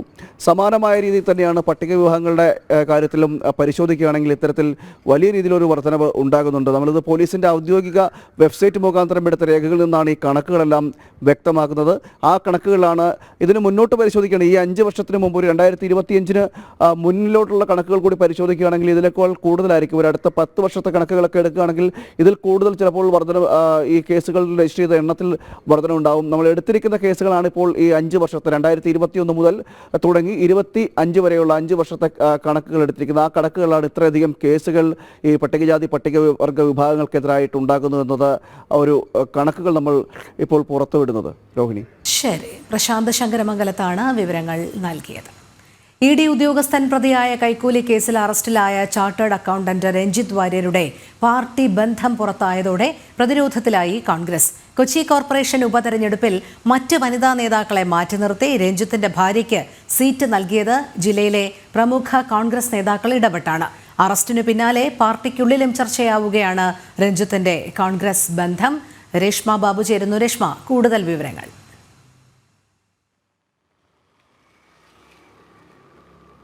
രോഹിണി, കേസ് ഒതുക്കി തീർക്കുവാനായിട്ട് എൻഫോഴ്സ്മെന്റ് ഡയറക്ടറേറ്റിലെ ഉദ്യോഗസ്ഥർ ശ്രമിച്ചു എന്നുള്ള സംഭവത്തിന്റെ അടിസ്ഥാനത്തിൽ അതിന്റെ ചില ആരോപണങ്ങളുടെ മൊഴികളുടെ അടിസ്ഥാനത്തിലെടുത്ത വിജിലൻസിന്റെ കേസിന്റെ അന്വേഷണം പുരോഗമിക്കുന്ന സാഹചര്യത്തിൽ തന്നെയാണ് ചാർട്ടേഡ് അക്കൗണ്ടന്റും ഈ കേസിലെ പ്രധാന പ്രതിയായിട്ടുള്ള അല്ലെങ്കിൽ ആസൂത്രകനായിട്ടുള്ള രഞ്ജിത്ത് വാര്യർക്കെതിരായിട്ടുള്ള ചില കോൺഗ്രസ് ബന്ധം അത് സംബന്ധിച്ചുള്ള വിവരങ്ങൾ പുറത്തു വന്നത്. രഞ്ജിത്ത് വാര്യരുടെ ഭാര്യ നേരത്തെ കൊച്ചി കോർപ്പറേഷൻ സൗത്ത് ഡിവിഷന്റെ ഉപതെരഞ്ഞെടുപ്പിൽ കോൺഗ്രസിന്റെ സ്ഥാനാർത്ഥി ായിരുന്നു. കോൺഗ്രസ് നേതാക്കൾക്കിടയിൽ വലിയ രീതിയിലുള്ള സ്വാധീനം രഞ്ജിത്തിനും ഭാര്യ അനിത വാര്യർക്കുമുണ്ട്. ഇതടക്കമുള്ള വിവരങ്ങളാണ് ജനം TV കഴിഞ്ഞ ദിവസം തന്നെ പുറത്തുവിട്ടത്. ഇത് പുറത്തു വന്നതിന്റെ അടിസ്ഥാനത്തിൽ വലിയ രീതിയിൽ പ്രതിരോധത്തിലായിരിക്കുകയാണ് കോൺഗ്രസിന്റെ ജില്ലാതല നേതൃത്വം. കാരണം പാർട്ടിയിലെ സ്വാധീനം രഞ്ജിത്തിനും ഭാര്യയ്ക്കുമുള്ള സ്വാധീനം ഉപയോഗിച്ചുകൊണ്ട് തന്നെയാണ് ഈ സൗത്ത് ഡിവിഷൻ ഉപതെരഞ്ഞെടുപ്പിൽ ഭാര്യയ്ക്കുള്ള സീറ്റ് രഞ്ജിത്ത് നേടിയെടുത്തത്. അതുകൂടാതെ തന്നെ ഹൈബി MP ചെയർമാനായിട്ടുള്ള സൗഖ്യം ചാരിറ്റബിൾ ട്രസ്റ്റിന്റെ ട്രസ്റ്റിയുമായിരുന്നു ഇവർ. അതുകൊണ്ട് തന്നെ ഈ ആരോപണങ്ങൾ നിഷേധിച്ചുകൊണ്ടുള്ള ചില നടപടികളിലേക്ക് കോൺഗ്രസ് നേതൃത്വം വരാനായിട്ട് തയ്യാറായില്ല. കാരണം ഈ EDക്കെതിരായിട്ടുള്ള ഈ കേസ്, വിജിലൻസിന്റെ കേസിൽ വലിയ രീതിയിലുള്ള ഒരു ആഘോഷം കോൺഗ്രസിന്റെ അതോടൊപ്പം തന്നെ CPMന്റെ നേതൃത്വത്തിൽ, പ്രവർത്തകരുടെ നേതൃത്വത്തിലൊക്കെ തന്നെ നടന്നിരുന്നു. കാരണം EDക്കെതിരായിട്ടുള്ള ഒരു ആയുധമായിട്ട് തന്നെ ഈ കേസ് ഉപയോഗിക്കുന്ന ഒരു സാഹചര്യവും സന്ദർഭവും ഉണ്ടായി. ഇന്ന് തന്നെ DYFIയുടെ നേതൃത്വത്തിൽ EDയുടെ ഓഫീസിലേക്ക്, കൊച്ചി ഓഫീസിലേക്ക് മാർച്ചൊക്കെ സംഘടിപ്പിക്കുന്നുണ്ട്. സമാനമായിട്ടുള്ള പ്രതിഷേധ പരിപാടികളൊക്കെ തന്നെ കഴിഞ്ഞ ദിവസങ്ങളിൽ കോൺഗ്രസ് നേതൃത്വം നടത്തിയിരുന്നു. അതിനിടയിൽ തന്നെയാണ് പ്രധാന പ്രതിക്ക്, പ്രത്യേകിച്ച് ഈ കേസിൽ എന്ന് പറയുന്ന ഈ സംഭവത്തിൽ കൃത്യമായിട്ട് ആരുടെയൊക്കെ വിവരങ്ങൾ വേണം അല്ലെങ്കിൽ ആരെയൊക്കെ വിളിക്കണം, ഇതടക്കമുള്ള വിവരങ്ങളും വിശദാംശങ്ങളും രഞ്ജിത്താണ് മുഖ്യപ്രതികൾക്ക് നൽകിയിട്ടുള്ളത്. എല്ലാ തരത്തിലുമുള്ള ആസൂത്രണവും പദ്ധതിയും ഈ സംഭവവുമായി ബന്ധപ്പെട്ട് നടത്തിയിട്ടുള്ളത് ചാർട്ടേഡ് അക്കൗണ്ടന്റ് ആയിട്ടുള്ള രഞ്ജിത്ത് വാര്യരാണ് എന്ന് വിജിലൻസ് കണ്ടെത്തിയിട്ടുണ്ട്. ഈ ഒരു സാഹചര്യത്തിൽ മുഖ്യപ്രതിക്ക് ഉണ്ടായിട്ടുള്ള കോൺഗ്രസ് ബന്ധം, കോൺഗ്രസ് നേതാക്കളുമായിട്ടുള്ള അടുപ്പം ഇത് തന്നെയാണ് ചോദ്യം ചെയ്യപ്പെടുന്നത്. അതുകൊണ്ട് തന്നെ EDക്കെതിരായിട്ടുള്ള പ്രതിഷേധത്തിൽ വലിയ രീതിയിലുള്ള ബുദ്ധിമുട്ട് ഇനി അങ്ങോട്ട് കോൺഗ്രസിനുണ്ടാകും. കാരണം മറന്നേക്ക് പുറത്തു വന്നിരിക്കുന്നത് കോൺഗ്രസ് ബന്ധമുള്ള മുഖ്യപ്രതിയുടെ ചില വിവരങ്ങൾ തന്നെയാണ്. അനിത വാര്യർക്ക് എങ്ങനെയാണ് സീറ്റ് കിട്ടിയതടക്കമുള്ള ചോദ്യങ്ങളും ഇവിടെ നിലനിൽക്കുന്നുണ്ട്. എന്തായാലും വരും ദിവസങ്ങളിൽ ഇത് വലിയ രീതിയിൽ ജില്ലയിലെ കോൺഗ്രസ് നേതൃത്വത്തിനുള്ളിൽ ചർച്ചയാകും. ഇതടക്കമുള്ള കാര്യങ്ങൾ ഉന്നയിച്ച് ചില ഗ്രൂപ്പുകളൊക്കെ തന്നെ രംഗത്ത് വരാനും സാധ്യതയുണ്ട്. CPM ആണെങ്കിൽ ഈ ED നേരത്തെ കരുവന്നൂർ അടക്കമുള്ള സംഭവങ്ങളിൽ വലിയ രീതിയിൽ CPM-ന്റെ ജില്ലാ പ്രാദേശിക തല നേതാക്കളെ ചോദ്യം ചെയ്തിരുന്നു. അതുകൊണ്ട് തന്നെ ED-ക്കെതിരായിട്ടുള്ള ഈ വിജിലൻസ് കേസിനെ വലിയ ആഘോഷമാക്കി CPM നേതൃത്വം മാറ്റിയിരുന്നു. എന്തായാലും നിലവിൽ ഈ ED-ക്കെതിരെ നേരിട്ടുള്ള തെളിവുകളൊന്നും തന്നെ ED ഉദ്യോഗസ്ഥർക്കെതിരെ ശേഖരിക്കാനായിട്ട് വിജിലൻസിന് ഇതുവരെ സാധിച്ചിട്ടില്ല. അനീഷ് ബാബുവിന്റെ മൊഴിയുടെയും അതോടൊപ്പം തന്നെ ഈ മുകേഷും വിൽസൺ, രഞ്ജിത്ത് ഇവരടക്കമുള്ള മുഖ്യപ്രതികളുടെയും അവർ നൽകിയ വിശദാംശങ്ങളുടെ അടിസ്ഥാനത്തിലാണ് ED ഉദ്യോഗസ്ഥൻ ആയിട്ടുള്ള അല്ലെങ്കിൽ ED-യുടെ അസിസ്റ്റന്റ് ഡയറക്ടറായിട്ടുള്ള ശേഖർ കുമാറിനെ പ്രതി ചേർത്തുകൊണ്ടുള്ള നടപടിയിലേക്ക് വിജിലൻസ് കടന്നത്. പക്ഷേ നേരിട്ട് ഈ ബന്ധമോ അല്ലെങ്കിൽ ഈ കുറ്റം ചെയ്തു എന്ന് തെളിയിക്കുവാൻ തക്ക രീതിയിലുള്ള രേഖകളോ അതിന്റെ വിശദാംശങ്ങളോ ഒന്നും തന്നെ വിജിലൻസിന് ഇതുവരെ ലഭിച്ചിട്ടില്ല. അതുകൂടാതെ തന്നെയാണ് അനീഷ് ബാബുവിന്റെ മൊഴികളിലുള്ള ചില വൈരുദ്ധ്യങ്ങൾ. അതായത് ആദ്യഘട്ടത്തിൽ രാധാകൃഷ്ണനെതിരെ ആരോപണം ഉന്നയിക്കുന്നു, അത് പിന്നീട് വിനോദ് കുമാർ എന്നുള്ള ഡെപ്യൂട്ടി ഡയറക്ടർ ആണെന്ന് പറയുന്നു. ഇതടക്കമുള്ള കാര്യങ്ങളും വിജിലൻസിന് വലിയ രീതിയിൽ തലവേദന ആയിട്ടുണ്ട്. എന്തായാലും വിശദമായിട്ടുള്ള ഒരു അന്വേഷണം പൂർത്തിയാക്കിയതിനു ശേഷം അല്ലെങ്കിൽ അത്തരത്തിലുള്ള തെളിവുകൾ ശേഖരിച്ചതിന് ശേഷം മാത്രമേ ED ഉദ്യോഗസ്ഥർക്ക് നേരിട്ടുള്ള ഒരു നടപടിയിലേക്ക് വിജിലൻസ് കടക്കുകയുള്ളൂ. വിജിലൻസിന്റെ ഈ ആരോപണങ്ങളും ആക്ഷേപങ്ങളും ഒക്കെ തന്നെ ഈ കേസ് തന്നെ അപ്പാടെ ED നിഷേധിച്ചിട്ടുണ്ട്. കാരണം ഈ കള്ളപ്പണ ഇടപാടുമായി ബന്ധപ്പെട്ടുള്ള കേസിലെ മുഖ്യപ്രതിയാണ് അനീഷ് ബാബു. അതുകൊണ്ട് അനീഷ് ബാബു നൽകുന്ന വിവരങ്ങളൊക്കെ തന്നെ തെറ്റാണ് എന്നുള്ള ഒരു കാര്യങ്ങൾ തന്നെയാണ് ED കഴിഞ്ഞ ദിവസം വിശദീകരണ കുറിപ്പ് ഇറക്കിയത്. അതോടൊപ്പം തന്നെ ED ഉദ്യോഗസ്ഥരുടെ ഭാഗത്തു നിന്നും ഏതെങ്കിലും ഘട്ടത്തിൽ രഞ്ജിത്തിനെയോ വിൽസനെയോ മുകേഷിനെയോ സഹായിക്കുന്ന സമീപനം ഉണ്ടായിട്ടുണ്ടോ, ഈ കേസുകൾ സംബന്ധിച്ചുള്ള ഡീറ്റെയിൽസ് എങ്ങനെ പുറത്തുപോയി, ഇതടക്കമുള്ള കാര്യങ്ങൾ പരിശോധിക്കുന്നതിന് വേണ്ടിയിട്ട് ED-യുടെ ആഭ്യന്തര തലത്തിൽ ഒരു അന്വേഷണവും പുരോഗമിക്കുകയാണ്. രോഹിണി.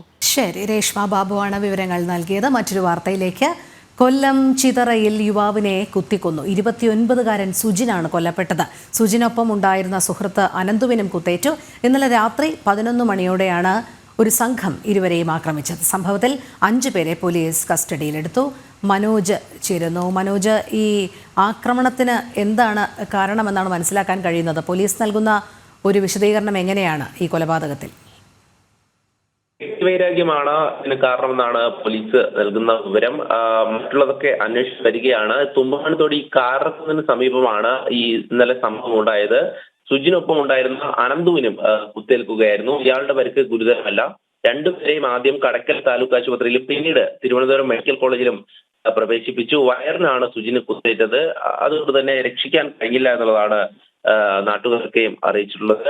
മുൻവൈരാഗ്യമാണ് കാരണമെന്ന് പോലീസ് പ്രാഥമികമായി കണ്ടെത്തിയിരിക്കുന്നത്. ഇവർ ബന്ധുക്കളാണ്. പ്രതികളും ഈ മരിച്ച സുജിനും ഒക്കെ ബന്ധുക്കളാണ് എന്നുള്ള വിവരവും ലഭിക്കുന്നുണ്ട്. എന്തായാലും സംഭവത്തിൽ 5 പേരെയും പോലീസ് കസ്റ്റഡിയിൽ എടുത്തിട്ടുണ്ട്. തുമ്പമണ്ഡലി സ്വദേശികളായിട്ടുള്ള വിവേക്, സൂര്യജിത്ത്, ലാലു എന്നറിയപ്പെടുന്ന ബിജു, മഹി, വിജയ് എന്നിവരാണ് ഈ പോലീസിന്റെ കസ്റ്റഡിയിലുള്ളത്. രാത്രി 10:30 മണിയോടെ ഈ പ്രതികളിൽ 2 പേർ സുജിനും അനന്തവുമായി വാക്കുതർക്കത്തിൽ ഏർപ്പെടുകയായിരുന്നു. തുടർന്ന് ഇരു കൂട്ടരും പിരിഞ്ഞുപോയി. അതിനുശേഷം 11 മണിയോടെയാണ് ഈ തുമ്പമൺ തൊടിയിൽ സുഹൃത്തുക്കളുമായി ക്യാരംസ് കളിച്ചതിന് ശേഷം ഈ ഉണ്ണിക്കുട്ടൻ എന്ന് വിളിക്കുന്ന സുജിന്റെ ബൈക്കിൽ ഈ സുജിനും അനന്തവും കൂടെ വീട്ടിലേക്ക് പോകുന്ന വഴിയിൽ പതുങ്ങിയിരുന്ന ഈ 5-അംഗ സംഘം ആക്രമണം നടത്തിയത്.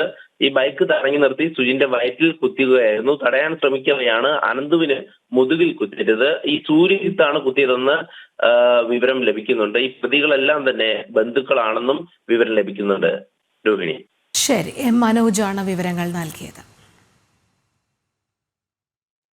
ലഷ്കർ ഭീകരൻ അമീർ ഹംസയ്ക്ക് അപകടത്തിൽ ഗുരുതര പരിക്ക്. പാക് ചാര സംഘടന ISIയുടെ സംരക്ഷണയിൽ ലാഹോറിലെ ആശുപത്രിയിലാണ് ഭീകരൻ ചികിത്സയിൽ കഴിയുന്നത്. അമേരിക്ക ആഗോള ഭീകരനായി പ്രഖ്യാപിച്ചയാളാണ് അമീർ ഹംസ. ഐസൺ ജോസ് ചേരുന്നു. ഐസൺ, കൂടുതൽ വിവരങ്ങൾ. രോഹിണി, അമീർ ഹംസയ്ക്ക് അപകടം പറ്റിയത് ഏത് രീതിയിലുള്ള അപകടമാണ് സംഭവിച്ചത് എന്നത് സംബന്ധിച്ച വിശദീകരണമൊന്നും ഇപ്പോൾ ഇതുവരെ ലഭ്യമായിട്ടില്ല. എങ്കിലും ലഷ്കർ ഇ തോയ്ബയുടെ തിങ്ക് ടാങ്ക് എന്നൊക്കെ പറയാവുന്ന അല്ലെങ്കിൽ അതിന്റെ ഭൗതിക കേന്ദ്രമായി പ്രവർത്തിക്കുന്ന ഒരാൾ കൂടിയാണ് ഇയാൾ. ഇയാളുടെ മാസിക, ഈ ലഷ്കർ ഇ തോയ്ബയുടെ മാസിക, അത്തരത്തിലുള്ള സംവിധാനങ്ങളിലെല്ലാം തന്നെ പ്രവർത്തിക്കുന്ന ഒരു വ്യക്തി കൂടിയാണ്. അതുകൊണ്ട് തന്നെ ഒരു റാഡിക്കലൈസേഷന്റെ മുന്നിൽ നിൽക്കുന്ന ഒരാൾ കൂടിയായതിനാൽ ഇയാൾക്കെതിരെ നടന്ന ആക്രമണം അതീവ ഗൗരവത്തോടെ തന്നെ നോക്കിക്കാണേണ്ടതുണ്ട് എന്നാണ് മനസ്സിലാക്കാൻ സാധിക്കുന്നത്. സാധിക്കുന്നത്.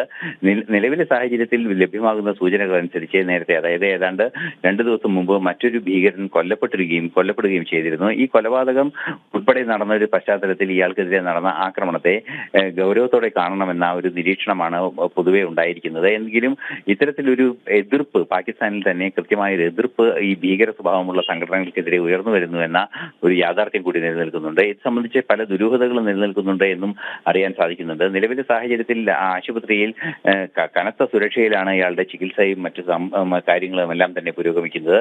എന്നാലും ഈ നിലവിൽ നമുക്ക് ലഭ്യമാകുന്ന വിവരങ്ങൾ അനുസരിച്ച് ഈ ആക്രമണം നടന്നത് ഏതോ ഒരു അജ്ഞാതന്റെ ഭാഗത്തു നിന്നാണ് എന്ന ചില വിവരങ്ങളെല്ലാം തന്നെ വരികയും ചെയ്യുന്നുണ്ട്. ആക്രമണം കടുത്ത ആക്രമണമായിരുന്നു, അദ്ദേഹത്തിന് ഗുരുതരമായ പരിക്കുകളേറ്റിട്ടുണ്ട് എന്ന് തന്നെയാണ് അറിയാനും സാധിക്കുന്നത്. രോഹിണി. ശരി, ഐസൺ ജോസാണ് വിവരങ്ങൾ നൽകിയത്.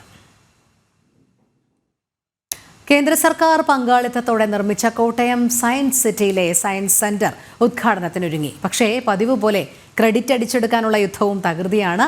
ഈ മാസം 29-ന് മുഖ്യമന്ത്രി സയൻസ് സെന്റർ ഉദ്ഘാടനം ചെയ്യും. ദക്ഷിണേന്ത്യയിലെ ആദ്യ സയൻസ് സിറ്റി നിർമ്മാണം കോട്ടയം കുറവിലങ്ങാട് ആരംഭിച്ചത് 2014 ഫെബ്രുവരി 2-നാണ്. നിർമ്മാണം നിലച്ചും പുനരാരംഭിച്ചും 10 കൊല്ലം പിന്നിട്ടു. ഇപ്പോൾ സംസ്ഥാന സർക്കാരിന്റെ 4ാം വാർഷികത്തോടനുബന്ധിച്ച് 1ാം ഘട്ട ഉദ്ഘാടനത്തിന് ഒരുങ്ങിയിരിക്കുകയാണ് സയൻസ് സിറ്റി. കേന്ദ്ര പങ്കാളിത്തത്തോടെ പൂർത്തിയാക്കിയ 1ാം ഘട്ടമായ സയൻസ് സെന്ററാണ് ഈ മാസം 29-ന് മുഖ്യമന്ത്രി പിണറായി വിജയൻ ഉദ്ഘാടനം ചെയ്യുക. 14.5 കോടി രൂപ മുടക്കി നിർമ്മിച്ച സയൻസ് സെന്ററിന്റെ പാതി വിഹിതം കേന്ദ്രത്തിന്റേതാണ്. ഇതിന് 7.5 കോടി രൂപ കേന്ദ്രവും 7.5 കോടി രൂപ സംസ്ഥാന ഗവൺമെന്റ് മുടക്കിയാണ് സയൻസ് പാർക്ക് വരുന്നത്. അതേസമയത്ത് സയൻസ് സിറ്റി ഇതിന്റെ ബാക്കി ഭാഗം വരുന്ന അനുബന്ധ പ്രവർത്തനങ്ങളെല്ലാം സംസ്ഥാന ഗവൺമെന്റ് 50 കോടി രൂപ മുടക്കിയാണ് നടക്കുന്നത്. ഇനി അങ്ങോട്ടുള്ള പ്രവർത്തനവും മുഴുവൻ സംസ്ഥാന ഗവൺമെന്റാണ്. കേന്ദ്ര സർക്കാർ സ്ഥാപനമായ നാഷണൽ കൗൺസിൽ ഓഫ് സയൻസ് മ്യൂസിയമാണ് നിർമ്മാണം. പക്ഷേ പതിവ് പോലെ പദ്ധതിയുടെ പിതൃത്വം ഏറ്റെടുക്കാനുള്ള ശ്രമങ്ങൾ തകൃതിയാണ്. ജോസ് കെ മാണി ലോക്സഭാംഗമായിരിക്കെയാണ് സയൻസ് സിറ്റി നിർമ്മാണം ആരംഭിച്ചത്. ഇടയ്ക്ക് മുന്നണി മാറി ഇപ്പോൾ രാജ്യസഭ MP ആയി തുടരുന്നതിനിടെ 10 വർഷത്തിന് ശേഷം ഉദ്ഘാടനം നടക്കുന്നു.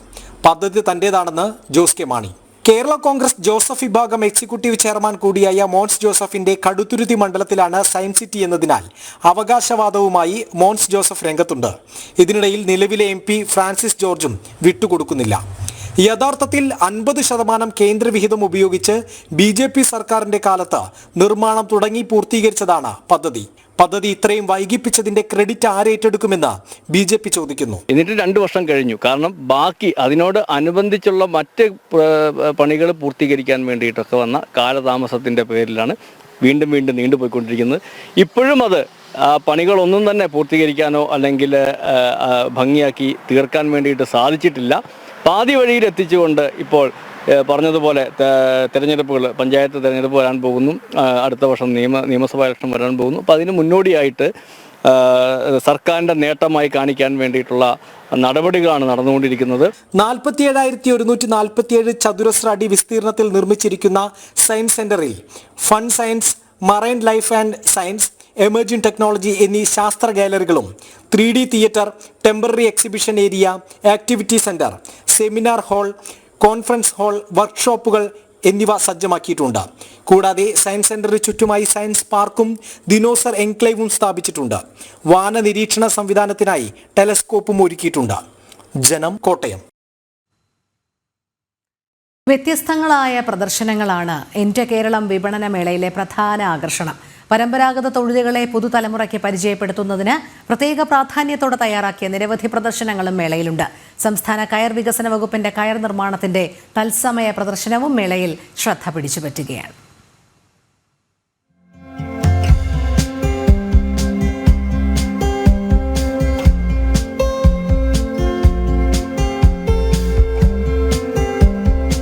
പരമ്പരാഗത തൊഴിലാളികളെ പരിചയപ്പെടുത്തുന്നതിനുള്ള വേദിയായി മാറുകയാണ് എൻ്റെ കേരളം പ്രദർശന വിപണനമേള. ചകിരിനാരുകളെ കയറുകളാക്കി മാറ്റുന്ന തനത് രീതി തത്സമയം കാണാനും മേളയിൽ അവസരമുണ്ട്.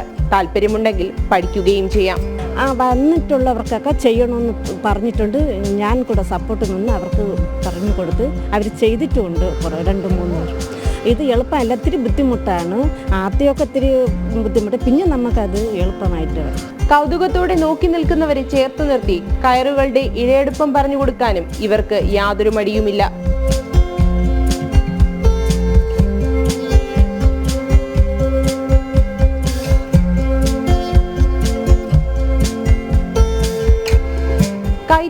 പാരമ്പര്യവും കണ്ട് അടുത്തറിയാം.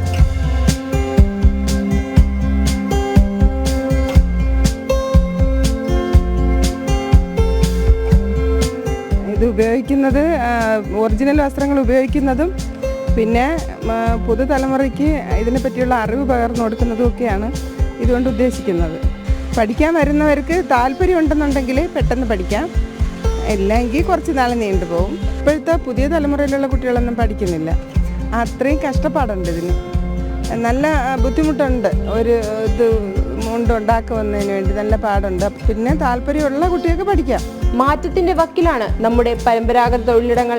എന്നാൽ തനിമ ഒട്ടും തന്നെ ചോരാതെ പരമ്പരാഗത തൊഴിൽ മേഖലകൾ യുവതലമുറയ്ക്ക് പരിചയപ്പെടുത്തേണ്ടത് കാലഘട്ടത്തിന്റെ അനിവാര്യതയാണ് ഇത്തരം പ്രദർശനങ്ങൾ വിളിച്ചോതുന്നത്.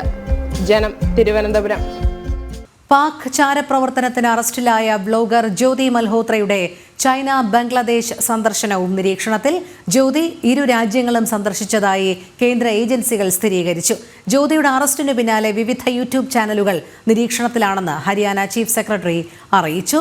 ഗൗതം അനന്തനാരായണൻ ചേരുന്നു കൂടുതൽ വിവരങ്ങളുമായി. ഗൗതം, നിലവിലിപ്പോൾ ബ്ലോഗർ ജ്യോതി മൽഹോത്രയുടെ കൂടുതൽ സന്ദർശനങ്ങളും സാമ്പത്തിക ഇടപാടുകളും ഒക്കെ അന്വേഷണ ഏജൻസികൾ നിരീക്ഷിക്കുന്നുണ്ട് എന്നാണ് അറിയാൻ കഴിയുന്നത്. കാരണം പാകിസ്ഥാൻ സന്ദർശനം അല്ലാതെ ചൈന ബംഗ്ലാദേശ് സന്ദർശനവും അവർ നടത്തിയിട്ടുണ്ട്. ഇതിൻ്റെ ഉദ്ദേശങ്ങൾ എന്തൊക്കെയായിരുന്നു എന്നതടക്കമുള്ള കാര്യങ്ങളാണോ അന്വേഷണ ഏജൻസികൾ പരിശോധിക്കുന്നത്? അതോടൊപ്പം ഇതുപോലെ സമാനമായ സ്വഭാവത്തിലുള്ള മറ്റ് യൂട്യൂബ് ചാനലുകളും നിരീക്ഷണത്തിലാണല്ലോ. അതുമായി ബന്ധപ്പെട്ട വിവരങ്ങൾ കൂടി. രോഹിണി, ഈ പാക് ചാരയായിട്ടുള്ള ജ്യോതി മൽഹോത്രയുമായി ബന്ധപ്പെട്ടുള്ള അന്വേഷണം ഇപ്പോൾ മറ്റ് തലങ്ങളിലേക്ക് കൂടി നടത്തുവാനാണ് കേന്ദ്ര ഏജൻസികൾ ലക്ഷ്യമിടുന്നത്. പ്രധാനമായും രണ്ട് രാജ്യങ്ങൾ, ചൈന അതുപോലെ തന്നെ ബംഗ്ലാദേശ് എന്നീ രണ്ട് രാജ്യങ്ങളുടെ സന്ദർശനവുമായി ബന്ധപ്പെട്ട് ഇവരാരെയൊക്കെയാണ് കണ്ടത്, അതോടൊപ്പം ചൈന ബംഗ്ലാദേശ് സന്ദർശനത്തിന്റെ ഉദ്ദേശം എന്തായിരുന്നു തുടങ്ങിയ വിഷയങ്ങൾ പ്രധാനമായും കേന്ദ്ര ഏജൻസികൾ നിരീക്ഷിക്കുകയാണ്. കാരണം ഇവര് ഭാരതത്തിലെ പല സ്ഥലങ്ങൾ സന്ദർശിച്ചിരുന്നു. നേരത്തെ തന്നെ കേരളം ഉൾപ്പെടെയുള്ള സ്ഥലങ്ങളിൽ സന്ദർശനം നടത്തിയതിന്റെ ധാരാളം തെളിവുകൾ ഉൾപ്പെടെ അതിന്റെ വീഡിയോസ് ഉൾപ്പെടെ ഇപ്പോൾ കേന്ദ്ര ഏജൻസികൾ പരിശോധിക്കുന്നുണ്ട്. പ്രത്യേകിച്ച് ഭാരതത്തിലെ തന്നെ തന്ത്രപ്രധാനമായ സ്ഥലങ്ങളുടെ ഫോട്ടോകളും മറ്റും എടുക്കുകയും അത് പിന്നീട് പാകിസ്ഥാൻ ചാരസംഘടനയായ ISIക്ക് കൈമാറുകയുമാണ് ഇവർ ചെയ്തിരുന്നത്. അതിനാൽ തന്നെ ഇവര് ചൈന അതുപോലെ തന്നെ ബംഗ്ലാദേശ് എന്നീ ഭാരതവുമായി നല്ല ബന്ധമില്ലാത്ത രണ്ട് രാജ്യങ്ങളിലേക്ക് എന്തിനു പോയി എന്നതാണ് പ്രധാനമായും കേന്ദ്ര ഏജൻസികൾ നോക്കുന്നത്. പ്രത്യേകിച്ച് ചൈന, നമുക്കറിയാം, പാകിസ്ഥാൻ അനുകൂലമായ നിലപാട് സ്വീകരിക്കുന്ന ഒരു രാജ്യമാണ്. ഭാരതവുമായി അതിർത്തിയിൽ ഉൾപ്പെടെ പ്രശ്നങ്ങൾ അടുത്ത കാലത്ത് തന്നെ സൃഷ്ടിക്കുന്ന അല്ലെങ്കിൽ മുൻപും പ്രശ്നങ്ങൾ ഉള്ള ഒരു രാജ്യമാണ്. അതിനാൽ തന്നെ സ്വാഭാവികമായും ഈ ചൈന സന്ദർശനം എന്തിനായിരുന്നു, അതുപോലെ തന്നെ ബംഗ്ലാദേശിലേക്ക് എന്തിനാണ് സന്ദർശനം നടത്തിയത് തുടങ്ങിയ വിഷയങ്ങൾ പ്രധാനമായിട്ടും കേന്ദ്ര ഏജൻസികൾ നിരീക്ഷിച്ചു വരികയാണ്. രോഹിണി, ഗൗതം, നമുക്കറിയാം പഹൽഗാം ഭീകരാക്രമണത്തിന് ശേഷം ഓപ്പറേഷൻ സിന്ദൂർ ഭാരതം ആരംഭിച്ചത് മുതൽക്ക് തന്നെ അതിർത്തിക്കപ്പുറമുള്ള ശത്രുക്കളെ ലക്ഷ്യമിട്ടതോടൊപ്പം നമ്മുടെ രാജ്യത്തിനകത്തുള്ള ഇത്തരത്തിലുള്ള ചില വിധ്വംസക പ്രവർത്തികൾ നടത്തുന്നവരെയും കൃത്യമായി തന്നെ കണ്ടെത്തുന്നതിനുള്ള ശ്രമങ്ങൾ സർക്കാർ ഏറ്റെടുത്തിരുന്നു. അതിൻ്റെ ഭാഗമായിട്ടാണ് സംശയകരമായ സാഹചര്യത്തിൽ പാകിസ്ഥാനെ സഹായിക്കുന്നവരാരൊക്കെ എന്നുള്ളത് തിരഞ്ഞുപിടിച്ച് കണ്ടുപിടിക്കാനുള്ള ഒരു ശ്രമം നടത്തിയതും. എന്തായാലും ഇപ്പോൾ നിലവിൽ ഏകദേശം 11 പേരോളം പോലീസിൻ്റെ അറസ്റ്റിലായിട്ടുണ്ട്. ഇത്തരത്തിലുള്ള യൂട്യൂബേഴ്സ് എന്നാണ് അറിയാൻ കഴിയുന്നത്. എല്ലാവരുടെയും മേൽ കൃത്യമായൊരു നിരീക്ഷണ സംവിധാനം ഒരുക്കി രാജ്യത്തിനകത്ത് നിന്നുകൊണ്ട് രാജ്യത്തിനെതിരെ പ്രവർത്തിക്കുന്നവരെല്ലാം കർശനമായി തന്നെ പിടികൂടി പൂട്ടിടുക തന്നെയാണോ ഭാരത സർക്കാർ ലക്ഷ്യം വയ്ക്കുന്നത്? രോഹിണി, അത് തന്നെയാണ്. അതായത് രാജ്യവിരുദ്ധ പ്രവർത്തനങ്ങൾ നടത്തുന്ന ആളുകൾക്കെതിരെ കൃത്യമായ നിലപാട് സ്വീകരിക്കുക എന്നുള്ളതാണ്. പ്രത്യേകിച്ച് പഹൽഗാമിന്റെ പിന്നാലെ ഉണ്ടായിട്ടുള്ള യുദ്ധസമാനമായിട്ടുള്ള അന്തരീക്ഷം നമുക്കറിയാവുന്നതാണ്. വലിയ തോതിലുള്ള സംഘർഷം ഇരു രാജ്യങ്ങൾക്കും ഇടയിൽ രൂപപ്പെട്ടിരുന്നു. അതിനാൽ തന്നെ ഇത്തരം ചാരപ്രവർത്തനങ്ങൾ നടത്തുന്ന ആളുകൾക്കെതിരെ കടുത്ത നിലപാടുണ്ടാകുമെന്ന സന്ദേശമാണ് കേന്ദ്ര സർക്കാർ ഇപ്പോൾ നൽകിക്കൊണ്ടിരിക്കുന്നത്. പ്രത്യേകിച്ച് ഈ ജ്യോതി മൽഹോത്രയ്ക്ക് ശേഷം ധാരാളം യൂട്യൂബർമാർ ഇപ്പോൾ നിരീക്ഷണത്തിലാണ്. അത് ഹരിയാന ഹോം സെക്രട്ടറി തന്നെ കഴിഞ്ഞ ദിവസം ഇക്കാര്യത്തിൽ ഒരു വിശദീകരണം നൽകിയിരുന്നു. അതായത് ഇത്തരത്തിൽ ചാരപ്രവർത്തനം നടത്തുന്ന ധാരാളം യൂട്യൂബർമാർ ഇപ്പോഴും ഉണ്ടെന്നും അത് കൃത്യമായിട്ട് തന്നെ നിരീക്ഷിച്ചതിനു ശേഷം അത്തരക്കാർക്കെതിരെ കടുത്ത നിലപാട് സ്വീകരിക്കുമെന്നതാണ് നിലവിൽ ഹരിയാന ചീഫ് സെക്രട്ടറിയും അതോടൊപ്പം തന്നെ ഹോം സെക്രട്ടറി ഉൾപ്പെടെയുള്ളവർ കഴിഞ്ഞ ദിവസം വ്യക്തമാക്കിയത്. ഈ ജ്യോതി മൽഹോത്ര മാത്രമല്ല, ഇത്തരത്തിൽ ഈ രാജ്യത്തിനകത്ത് നിന്നുകൊണ്ട് ഈ യൂട്യൂബർ എന്ന നിലയിൽ പ്രവർത്തിക്കുകയും എന്നാൽ കൃത്യമായിട്ട് പാകിസ്ഥാൻ ഉൾപ്പെടെയുള്ള ശത്രു രാഷ്ട്രങ്ങളുമായി ബന്ധം സ്ഥാപിക്കുകയും ചെയ്ത മുഴുവൻ ആളുകൾക്കുമെതിരെ കടുത്ത നടപടി ഉണ്ടാകുമെന്ന സന്ദേശമാണ് ഇപ്പോൾ ഭാരതം നൽകുന്നത്. രോഹിണി. ശരി, ഗൗതം അനന്തനാരായണനാണ് വിവരങ്ങൾ നൽകിയത്.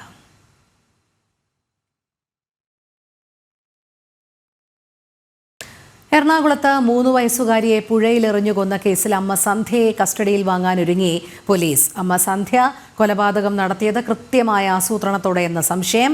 കുട്ടിയെയും കൊണ്ട് ആലുവ മണപ്പുറത്ത് സന്ധ്യ എത്തിയിരുന്നു. ഇരുവരെയും സംശയാസ്പദമായി കണ്ടിരുന്നുവെന്ന് ഓട്ടോ ഡ്രൈവർ വ്യക്തമാക്കി. കുഞ്ഞിനെ പെരിയാറിൽ ഉപേക്ഷിക്കാനായിരുന്നോ പദ്ധതിയെന്നും സംശയം. രേഷ്മ ബാബു ചേരുന്നു. രേഷ്മ, എന്തായാലും 3 വയസ്സുകാരിയെ പുഴയിലെറിഞ്ഞു കൊന്ന കേസിൽ അമ്മ സന്ധ്യയെ പോലീസ് കസ്റ്റഡിയിൽ വാങ്ങാൻ ഒരുങ്ങുമ്പോൾ നിരവധി കാര്യങ്ങളിലാണ് ഒരു വ്യക്തത തേടേണ്ടത്. ഈ കൊലപാതകം കൃത്യമായ ആസൂത്രണത്തോടെ തന്നെയാണോ നടത്തിയത് എന്നതടക്കമുള്ള കാര്യങ്ങളിലേക്ക് പോലീസിന് എത്തേണ്ടതുണ്ട്. അതിലൊക്കെ ഒരു വ്യക്തത വരുത്താൻ സന്ധ്യയെ പോലീസ് കസ്റ്റഡിയിൽ കിട്ടിയേ മതിയാകുകയുള്ളൂ. അതുകൊണ്ട് തന്നെ പോലീസ് ആ ഒരു നീക്കം തന്നെയല്ലേ ഇപ്പോൾ നടത്തുന്നത്?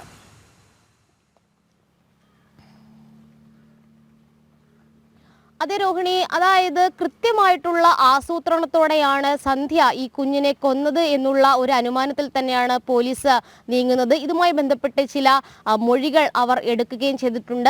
ആലുവ മണപ്പുറത്ത് സംശയാസ്പദമായിട്ടുള്ള രീതിയിൽ സന്ധ്യയെയും കുഞ്ഞിനെയും കണ്ടിരുന്നു എന്നുള്ള ഒരു മൊഴി ഓട്ടോ ഡ്രൈവർമാർ നൽകിയിട്ടുണ്ട്. അതായത് ഇത് ഒരു സംശയത്തിലേക്കാണ് നീളുന്നത്. കൃത്യമായ ആസൂത്രണം ഈ കൊലപാതകത്തിന് പിന്നിൽ ഉണ്ടായിട്ടുണ്ട്.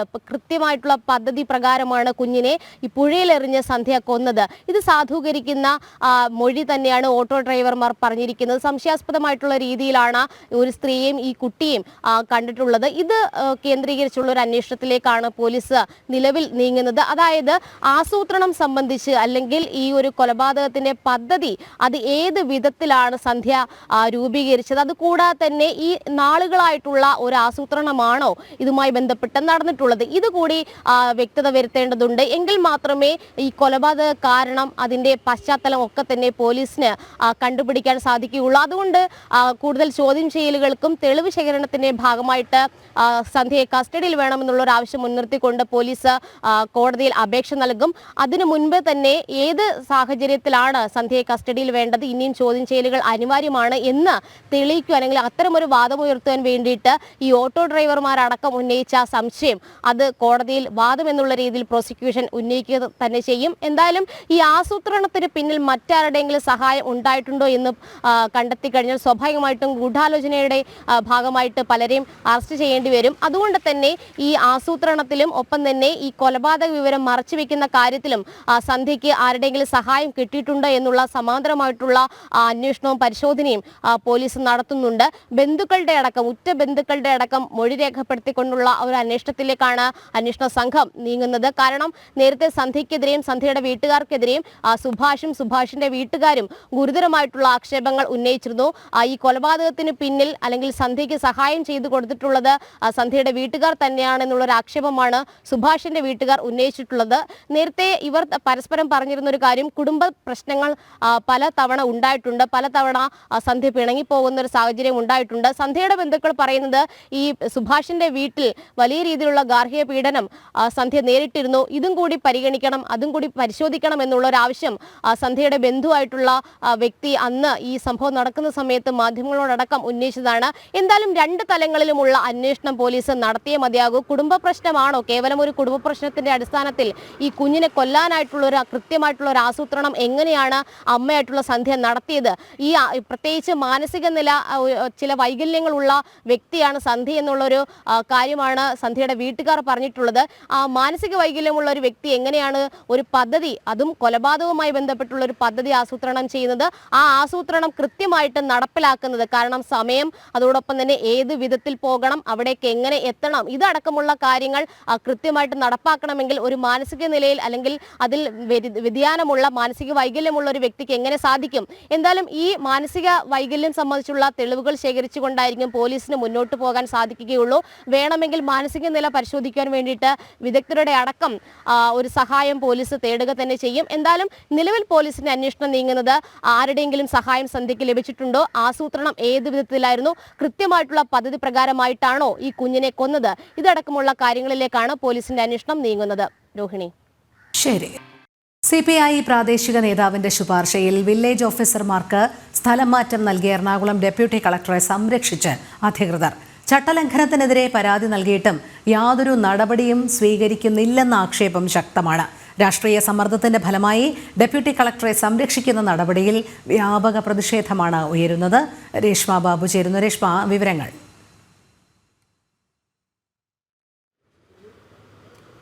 രോഹിണി, CPIയുടെ തൃക്കാക്കര മണ്ഡലം സെക്രട്ടറി ആയിട്ടുള്ള സന്തോഷ് ബാബുവിന്റെ ആവശ്യപ്രകാരമാണ് 2 വില്ലേജ് ഓഫീസർമാരെ എറണാകുളം ഡെപ്യൂട്ടി കളക്ടർ സ്ഥലം മാറ്റിയത്. അത് പിന്നീട് ആ ഉത്തരവ്, സ്ഥലം മാറ്റ ഉത്തരവ് തിരുത്തിയത് NGO സംഘത്തിന്റെ ഉൾപ്പെടെയുള്ള പ്രതിഷേധത്തിന്റെ ഫലമായിട്ടായിരുന്നു. ഇത് വലിയ രീതിയിൽ സംസ്ഥാന തലത്തിൽ തന്നെ ചർച്ചയാവുകയും സർക്കാരിന് വലിയ തലവേദന ഉണ്ടാക്കുകയും സൃഷ്ടിച്ചിരുന്നു. എങ്കിലും ഈ ആരോപണ വിധേയനായിട്ടുള്ള എറണാകുളം ഡെപ്യൂട്ടി കളക്ടറെ സംരക്ഷിക്കുന്ന ഒരു നടപടി, അത്തരത്തിലുള്ള നിലപാട് തന്നെയാണ് നിലവിൽ അധികൃതർ സ്വീകരിച്ചു പോരുന്നത്. ഇതിനെതിരെ സമരവും പ്രതിഷേധവുമായിട്ട് രംഗത്ത് വരുമെന്നാണ് NGO സംഘ് പറഞ്ഞിരിക്കുന്നത്. കാരണം ഗുരുതരമായിട്ടുള്ള ചട്ടലംഘനം ഒരു രാഷ്ട്രീയ സമ്മർദ്ദത്തിന്റെ അടിസ്ഥാനത്തിൽ ഈ പറയുന്ന ആരോപണ വിധേയനായിട്ടുള്ള ഡെപ്യൂട്ടി കളക്ടർ നടത്തിയിട്ടുണ്ട്. ഇയാൾക്കെതിരെ രേഖാമൂലം തന്നെ ലാൻഡ് റവന്യൂ കമ്മീഷണർക്ക് പരാതി നൽകിയിരുന്നു. എന്നിട്ടും ഒരു അച്ചടക്ക നടപടി സ്വീകരിക്കാനായിട്ട് അധികൃതരുടെ ഭാഗത്തു നിന്നും ശ്രമം ഉണ്ടായിട്ടില്ല. ഡെപ്യൂട്ടി കളക്ടറെ സംരക്ഷിക്കാൻ വേണ്ടിയിട്ട് വലിയ രീതിയിലുള്ള സമ്മർദ്ദം രാഷ്ട്രീയപരമായിട്ട് ഉന്നത നേതാക്കളുടെ ഭാഗത്തുനിന്ന് ഉണ്ടായിട്ടുണ്ട്. സർക്കാർ തലത്തിലുള്ള സമ്മർദ്ദത്തിന്റെ ഫലമായിട്ടാണ്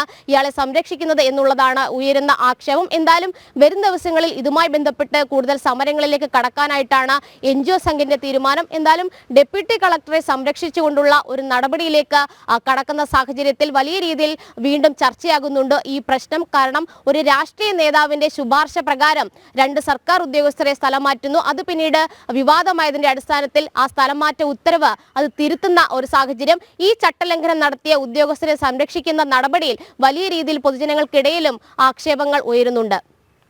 ശരി, രേഷ്മ ബാബുവാണ് വിവരങ്ങൾ നൽകിയത്. പരിമിതികളിൽ വീർപ്പുമുട്ടി കോഴിക്കോട് ചെറുപ്പയിലെ സർക്കാർ ആശുപത്രി. മതിയായ ചികിത്സാ സൗകര്യങ്ങളോ ഡോക്ടർമാരോ ഇല്ലാതെ രോഗികൾ ദുരിതത്തിലാണ്. വൈദ്യുതി നിലച്ചാൽ അത്യാഹിത വിഭാഗത്തിലെ ചികിത്സയടക്കം മുടങ്ങുന്ന അവസ്ഥയാണ്. ദിസ്ന സുരേഷ് ചേരുന്നു. ദിസ്ന, നമ്മുടെ കൊച്ചു സംസ്ഥാനത്ത് ആരോഗ്യമേഖല ഓരോ ദിവസവും കൂപ്പുകുത്തുന്ന കാഴ്ചയാണ് എപ്പോഴും പറയാൻ കഴിയുന്നത്. കോഴിക്കോട് ആരോഗ്യ രംഗം നമുക്കറിയാം. കോഴിക്കോട് മെഡിക്കൽ കോളേജിനെയൊക്കെ സംബന്ധിച്ചിടത്തോളം എപ്പോഴും പരാതികളും വിമർശനങ്ങളും മാത്രമാണ് ഉയരുന്നത്. ഇപ്പോൾ കോഴിക്കോട് ചെറുപ്പയിലെ സർക്കാർ ആശുപത്രിയിലെ പരിമിതികളെ കുറിച്ചാണ് റിപ്പോർട്ട് വന്നിരിക്കുന്നത്. ഡോക്ടർമാരില്ല, ചികിത്സാ സൗകര്യങ്ങളില്ല, അതോടൊപ്പം തന്നെ എപ്പോഴെങ്കിലും വൈദ്യുതി നിലയ്ക്കുകയാണെങ്കിൽ അത്യാഹിത വിഭാഗത്തിൻ്റെ ചികിത്സയടക്കം മുടങ്ങുന്ന അങ്ങേയറ്റം പരിതാപകരമായ അവസ്ഥ അല്ലേ?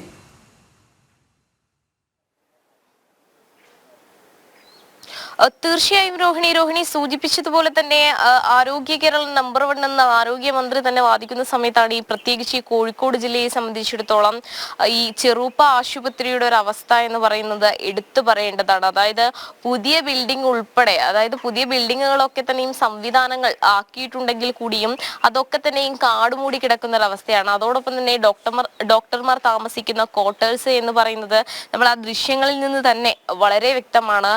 അതോടൊപ്പം തന്നെ OP ടിക്കറ്റ് ടാർപ്പ കൊണ്ട് വലിച്ചു കെട്ടിയ അല്ലെങ്കിൽ അത്തരത്തിൽ ഒരു സംവിധാനം ഒരുക്കിയാണ് ഒരു ആശുപത്രി കെട്ടിടം പ്രവർത്തിക്കുന്നത് എന്ന് തന്നെയാണ് നമുക്ക് പറയാൻ സാധിക്കുന്നത്. അതിൽ പ്രധാനമായും എടുത്തു പറയേണ്ടത് ഈ ഞായറാഴ്ചകളിൽ അവിടെ ഉച്ചവരെ മാത്രമേ പ്രവർത്തിക്കാറുള്ളൂ. അതിനുശേഷം അവിടെ എത്തുന്ന രോഗികളൊക്കെ തന്നെയും സ്വകാര്യ ആശുപത്രികളെ ആശ്രയിക്കേണ്ട ഒരു അവസ്ഥയിലേക്ക് മാറുന്നു. നിരവധി തവണ ഈ ചെറുപ്പ ആശുപത്രിയുടെ അല്ലെങ്കിൽ നവീകരണ പ്രവർത്തനവുമായി ബന്ധപ്പെട്ട് ഈ ആവശ്യം ജനങ്ങൾ ഉൾപ്പെടെ ആരോഗ്യമന്ത്രിയോട് ഉൾപ്പെടെ ആവശ്യപ്പെട്ടിരുന്നു. പലതവണ ഇത് നടപ്പിലാക്കാമെന്ന് ആരോഗ്യമന്ത്രി ഉൾപ്പെടെ പറഞ്ഞിരുന്നുവെങ്കിലും അതിലൊന്നും തന്നെ യാതൊരു തരത്തിലുള്ള ഇടപെടലും ഉണ്ടായിട്ടില്ല എന്ന് തന്നെയാണ്.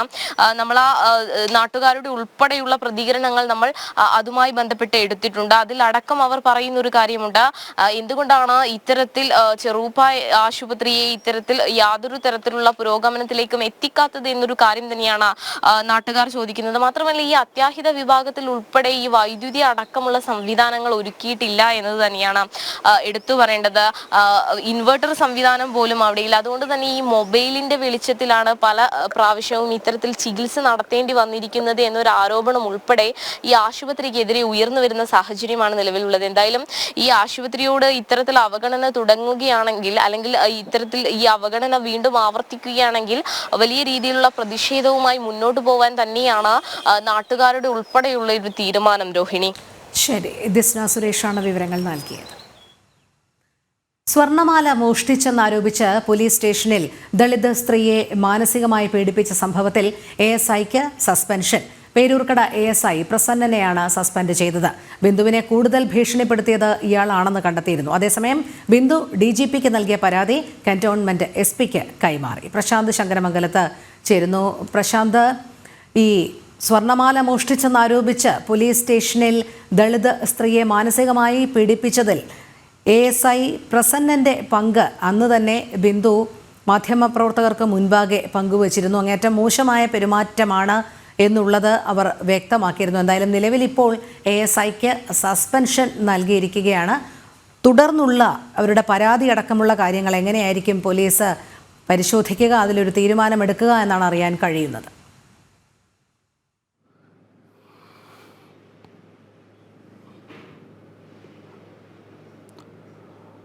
രോഹിണി, പേരൂർക്കട SIക്ക് പുറമെ ഈ കേസുമായി ബന്ധപ്പെട്ട് ബിന്ദുവിന് ഏറ്റവും കൂടുതൽ മോശമായി സ്റ്റേഷനിൽ പെരുമാറുകയും അതോടൊപ്പം തന്നെ മോശം പരാമർശങ്ങൾ നടത്തുകയും കുടിവെള്ളം നിഷേധിക്കുന്ന അടക്കമുള്ള കാര്യങ്ങളിൽ ഒരു മോശമായ പ്രവൃത്തി അല്ലെങ്കിൽ മോശമായ പരാമർശങ്ങൾ നടത്തിയത് ASI പ്രസന്നൻ ആണ് എന്നാണ് ബിന്ദുവും നേരത്തെ ആരോപിച്ചത്. അതിൻ്റെ കൂടി അടിസ്ഥാനത്തിലാണ് ഇപ്പോൾ ഈ അന്വേഷണത്തിൻ്റെ ഭാഗമായിട്ട് ASI പ്രസന്നനെയും സസ്പെൻഡ് ചെയ്തുകൊണ്ടുള്ള ഒരു ഉത്തരവ് വന്നിരിക്കുന്നത്.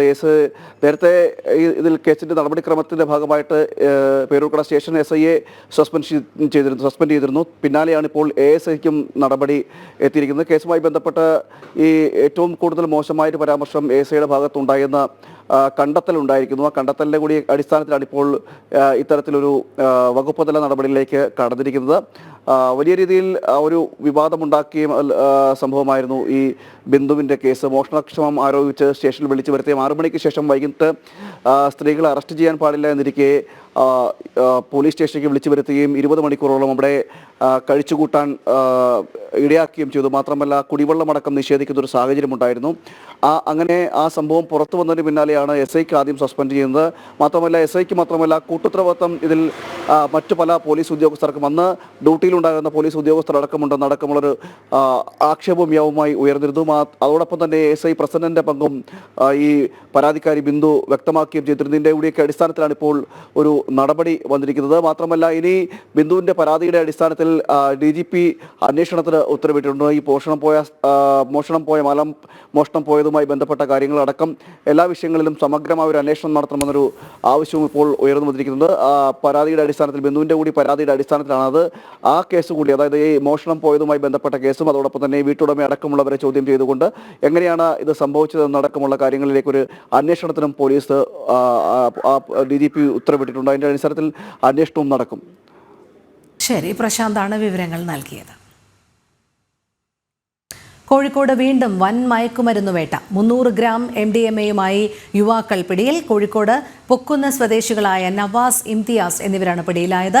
ഡാൻസ് ഓഫ് സംഘവും ഫറൂഖ് പോലീസും ചേർന്നാണ് പ്രതികളെ പിടികൂടിയത്. ദിസ്ന സുരേഷ് ചേരുന്നു. ദിസ്ന, പറയൂ.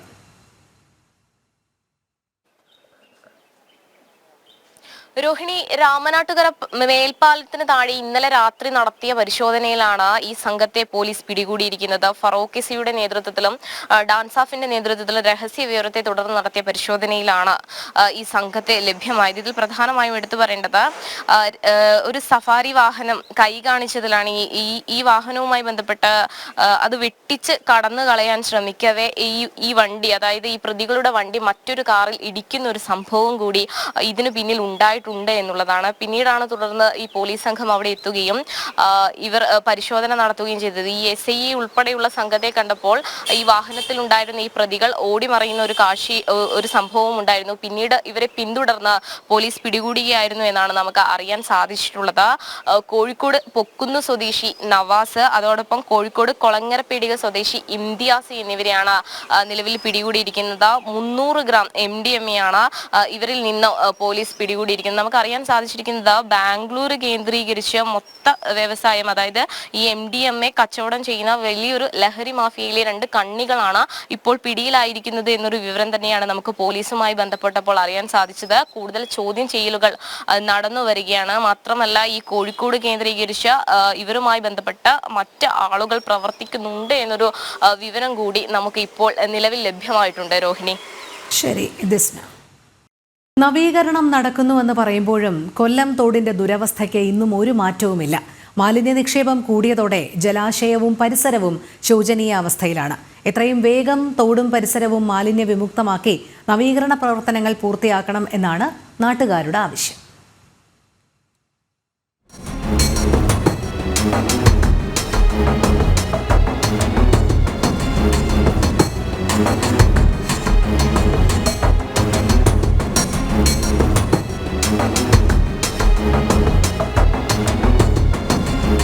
ചരക്ക് നീക്കത്തിനായി ഈ വർഷം അവസാനത്തോടെ കമ്മീഷൻ ചെയ്യുമെന്ന് കരുതപ്പെടുന്ന കോവളം ബേക്കൽ ജലപാതയിൽ ഉൾപ്പെടുന്ന കൊല്ലം തോടിന്റെ അവസ്ഥയാണിത്. ആഴം കൂടുന്നതിന് വേണ്ട പ്രവർത്തനങ്ങൾ നടക്കുമ്പോഴും മാലിന്യം നിറഞ്ഞ് ജലാശയവും പരിസരവും വൃത്തികേടായിരിക്കുകയാണ്. ഇരുമ്പ് പാലം മുതൽ കല്ലുപാലം വരെയുള്ള ഇരുകരകളിലും മാലിന്യ കൂമ്പാരം. നവീകരണത്തിനായി തോടിന്റെ വശത്തുള്ളവരെ മാറ്റിപ്പാർപ്പിച്ചിരുന്നു. എന്നാൽ വർഷം ഇത്ര കഴിഞ്ഞിട്ടും ശരിയായ രീതിയിലുള്ള പ്രവർത്തനങ്ങൾ നടന്നില്ല എന്നതാണ് ഉയരുന്ന ആക്ഷേപം. 2007-8 കാലഘട്ടത്തിൽ ഏകദേശം 900ഓളം കുടുംബങ്ങളെ മാറ്റിപ്പാർപ്പിച്ചുകൊണ്ട് കൊല്ലം നഗരത്തിന്റെ ഹൃദയ നദി ആയിട്ടുള്ള അല്ലെങ്കിൽ ഹൃദയ രേഖയായിട്ടുള്ള കൊല്ലം തോട് നവീകരണത്തിന് വേണ്ടി 900 കുടുംബങ്ങൾ നാടിൻ്റെ വികസനത്തിന് വേണ്ടി തങ്ങൾ ജനിച്ചു വളർന്ന് ജോലി ആവശ്യങ്ങൾക്ക് വേണ്ടി ഉപജീവനത്തിന് വേണ്ടി ആശ്രയിക്കുന്ന ഇടങ്ങൾ വിട്ടുകൊണ്ട് കൊല്ലം തോടിൻ്റെ നവീകരണത്തിന് വേണ്ടി മാറി നൽകി. എന്നാൽ 2008 മുതൽ ഇന്ന് 25 കാലഘട്ടം എത്തുന്നതുവരെ ഏകദേശം 7.7 കിലോമീറ്റർ നീളം മാത്രമുള്ള കൊല്ലം തോട് നവീകരണം നടത്തി ജനങ്ങൾക്ക് വിട്ടു നൽകുന്നില്ല എന്നുള്ളത് സംസ്ഥാന സർക്കാരിന്റെ പൂർണ്ണ പരാജയമാണ്. കക്കൂസ് മാലിന്യം വരെ തള്ളിയിരുന്ന തോട് ജലജന്യ രോഗങ്ങളുടെ പ്രഭവ കേന്ദ്രമായിരുന്നു. പിന്നീട് വൃത്തിയാക്കിയെന്ന് പറയുമ്പോഴും തോട് വീണ്ടും പഴയ അവസ്ഥയിൽ തന്നെയാണ്. വശങ്ങളിൽ സ്ഥാപിച്ച നെറ്റ് ഉൾപ്പെടെ സാമൂഹ്യ വിരുദ്ധർ നശിപ്പിച്ചു. മാലിന്യം തള്ളി ജലാശയം മലിനമാക്കുന്നവരെ പിടികൂടാൻ ഒരു സംവിധാനവുമില്ല. കൊല്ലം തോട് എന്ന് പറയുന്നത് കണ്ണീര് പോലെ ആക്കുമെന്നാണ് പറഞ്ഞത്. ഇപ്പോൾ നിറച്ച് കൂത്താടികളും കൃമികളും ഉൾപ്പെടെ മാലിന്യങ്ങളുടെ കൂമ്പാരമായിട്ട് കൊല്ലം തോട് മാറിക്കൊണ്ടിരിക്കുകയാണ്. കൊല്ലം തോടിൽ നിന്നും മാലിന്യജനത്തിൽ നിന്നും ആ പരിസരത്ത് താമസിക്കുന്ന ആൾക്കാർക്കൊക്കെ തന്നെ ഡെങ്കിപ്പനി പോലുള്ള അസുഖങ്ങൾ പടരുന്നുണ്ട്. അപ്പം അതിനൊക്കെ കൃത്യമായ നടപടി സ്വീകരിക്കേണ്ട ഉൾനാടൻ ജലഗതാഗത വകുപ്പ് അവിടെ കൃത്യമായ നടപടി സ്വീകരിക്കുന്നില്ല. ലക്ഷക്കണക്കിനും കോടിക്കണക്കിനും രൂപ ചിലവഴിച്ചുകൊണ്ട് ഈ മാലിന്യങ്ങളൊക്കെ തള്ളാതിരിക്കുവാൻ വേണ്ടി സൈഡ് പ്രൊട്ടക്ഷൻ വേലികൾ നിർമ്മിച്ചിട്ടുണ്ടായിരുന്നു. ഇന്ന് അതൊക്കെ തന്നെ ഈ പറയുന്ന സാമൂഹ്യ വിരുദ്ധന്മാർ നശിപ്പിച്ചിട്ടിരിക്കുകയാണ്. ഭക്ഷണാവശിഷ്ടങ്ങൾ കൂടിയതോടെ തെരുവ് നായ്ക്കൾ പ്രദേശത്ത് തമ്പടിക്കുന്നുണ്ട്. അസഹനീയമായ ദുർഗന്ധവും പടരുന്നു. കാലാവധി കഴിഞ്ഞ മരുന്നുകളും മാലിന്യങ്ങൾക്കിടയിൽ കാണാം. താമരക്കുളം കച്ചേരി ഡിവിഷന്റെ കരകളിലെ അവസ്ഥ രൂക്ഷമാണ്. മാലിന്യ നിക്ഷേപം തടയാൻ കൂടുതൽ ക്യാമറകൾ സ്ഥാപിക്കണമെന്നും കോർപ്പറേഷൻ ഹെൽത്ത് സ്ക്വാഡും പോലീസും നിരീക്ഷണം ശക്തമാക്കണമെന്നുമുള്ള അഭിപ്രായം നാട്ടുകാർക്കുണ്ട്. എത്രയും വേഗം തോടിന്റെ ശോചനീയാവസ്ഥ മാറ്റി പ്രവർത്തനങ്ങൾ പൂർത്തിയാക്കി ചരക്കു ഗതാഗതം യാഥാർത്ഥ്യമാക്കണമെന്നതാണ് ഉയരുന്ന ആവശ്യം. ജനം, കൊല്ലം. ഇടുക്കി ചിന്നക്കനാലിൽ കാട്ടാന ആക്രമണം രൂക്ഷമാകുമ്പോഴും RRT സംഘത്തിന് വേണ്ട അടിസ്ഥാന സൗകര്യങ്ങൾ ഒരുക്കാതെ വനം വകുപ്പ്. കാട്ടാന പ്രതിരോധത്തിന് RRTയുടെ കയ്യിലുള്ള കാട്ടിൽ നിന്ന് വെട്ടിയ വടികൾ മാത്രം. ആകെയുള്ള ഒരു വാഹനത്തിന് ഇന്ധനം നിറച്ച പണം പോലും വകുപ്പ് നൽകിയിട്ടില്ല. വാഹനം സർവീസ് ചെയ്യുന്നതും ഇന്ധനം നിറയ്ക്കുന്നതും നിലവിൽ ഉദ്യോഗസ്ഥർ പണം കടം വാങ്ങി. ഇടുക്കി ജില്ലയിൽ ഏറ്റവും കൂടുതൽ കാട്ടാനാക്രമണം രൂക്ഷമായ ചിന്നക്കനാലിൽ നിരവധി ആളുകളുടെ മനുഷ്യജീവൻ പൊലിഞ്ഞ സാഹചര്യത്തിലാണ് വനംവകുപ്പ് മന്ത്രി നേരിട്ടിടപെട്ട് പ്രത്യേക RRT സംഘത്തെ നിയോഗിച്ചത്. വാഹനവും മറ്റെല്ലാവിധ സൗകര്യങ്ങളോടും കൂടിയാണ് RRT സംഘത്തെ പ്രഖ്യാപിച്ചതെങ്കിലും വാഹനമെത്തിച്ച് ഒരു സംഘത്തെ നിയോഗിച്ചു എന്നതല്ലാതെ മറ്റൊരു സംവിധാനങ്ങളും ഇവിടെ ഒരുക്കിയിട്ടില്ല. വാഹനത്തിന് ഇന്ധനം നിറയ്ക്കുന്നതിന് പോലും വകുപ്പിൽ നിന്ന് പണം അനുവദിക്കുന്നില്ല. വാഹനത്തിന് ഇന്ധനം നിറച്ച ഇനത്തിൽ കഴിഞ്ഞ മാർച്ച് വരെ 55,000 രൂപയാണ് കുടിശ്ശികയുള്ളത്. വാഹനത്തിന്റെ സർവീസ് നടത്തിയതിൽ 23,000-ഉം ടയർ മാറിയ ഇനത്തിൽ 35,000 രൂപയും വകുപ്പ് നൽകാനുണ്ട്. നിലവിൽ ഈ തുകയാകെ ഉദ്യോഗസ്ഥർ കണ്ടെത്തേണ്ട അവസ്ഥയിലാണ്. ഇത് കൂടാതെ കാട്ടാനകളെ തുരത്താൻ പടക്കവും മറ്റും വാങ്ങിയ ഇനത്തിൽ 10,000 രൂപയും സർക്കാർ നൽകണം.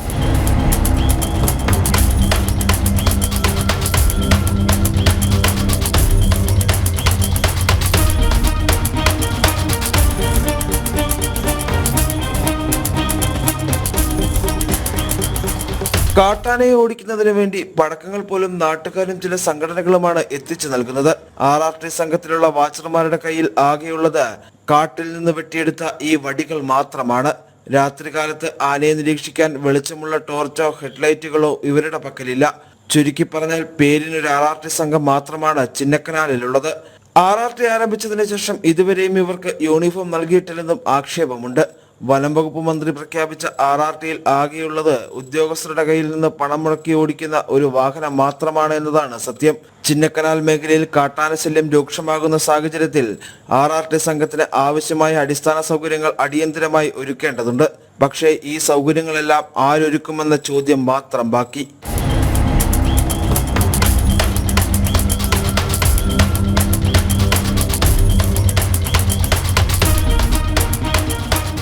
ജനം, ഇടുക്കി. കോഴിക്കോട് കൊടുവള്ളിയിൽ യുവാവിനെ തട്ടിക്കൊണ്ടുപോയ കേസിൽ പ്രതികൾക്കായി ലുക്കൌട്ട് നോട്ടീസ് പുറത്തിറക്കി പോലീസ്. ഷബീർ, ജാഫർ, നിയാസ് എന്നിവരുടെ ചിത്രങ്ങളാണ് പുറത്തുവിട്ടത്. ദിസ്ന സുരേഷ് ചേരുന്നു. ദിസ്ന, ഇപ്പോൾ നിലവിൽ യുവാവിനെ തട്ടിക്കൊണ്ടുപോയ കേസിൽ പ്രതികൾക്കായുള്ള ലുക്കൌട്ട് നോട്ടീസ് പുറത്തിറക്കിയിട്ടുണ്ട് പോലീസ്. എന്തായാലും തുടരന്വേഷണം എങ്ങനെയാണ് പുരോഗമിക്കുന്നത്?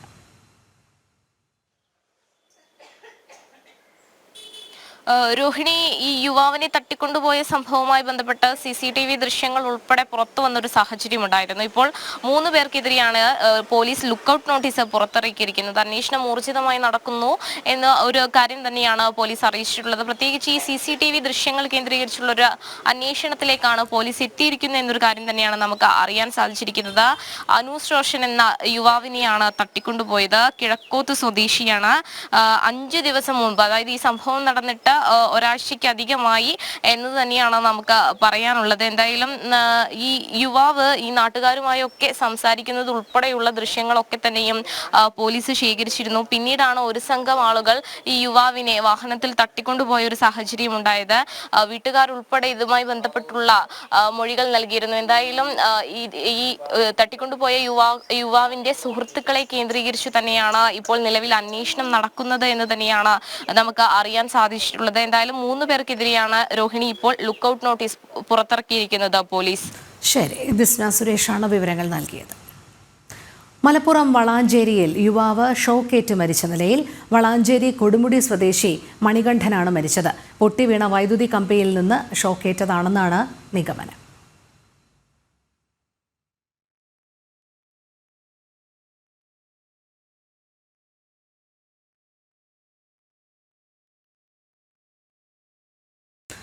കൊല്ലം ചിതറയിൽ യുവാവിനെ കുത്തിക്കൊന്നു. 29-കാരൻ സുജിനാണ് കൊല്ലപ്പെട്ടത്. സുജിനൊപ്പം ഉണ്ടായിരുന്ന സുഹൃത്ത് അനന്തുവിനും കുത്തേറ്റു. ഇന്നലെ രാത്രി 11 മണിയോടെയാണ് ഒരു സംഘം ഇരുവരെയും ആക്രമിച്ചത്. സംഭവത്തിൽ 5 പേരെ പോലീസ് കസ്റ്റഡിയിലെടുത്തു. പ്രതികളുടെ ലഹരി ഉപയോഗവും വിൽപ്പനയും ചോദ്യം ചെയ്തതിലെ വൈരാഗ്യമാണ് കൊലപാതകത്തിന് കാരണമെന്ന് നാട്ടുകാർ പറയുന്നു.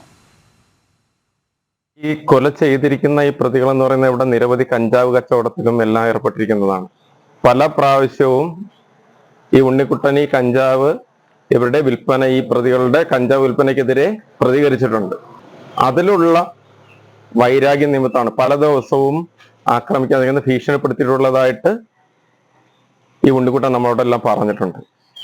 ഇപ്പോൾ ഈ കഞ്ചാവ് ലോബിക്കെതിരെ തിരിഞ്ഞതിന്റെ ഒരു ഭാഗമായിട്ടാണ് യഥാർത്ഥത്തില് ഇപ്പോൾ ഈ വളരെ ദുഃഖകരമായിട്ടുള്ളൊരു സംഭവം നടന്നിരിക്കുന്നത്.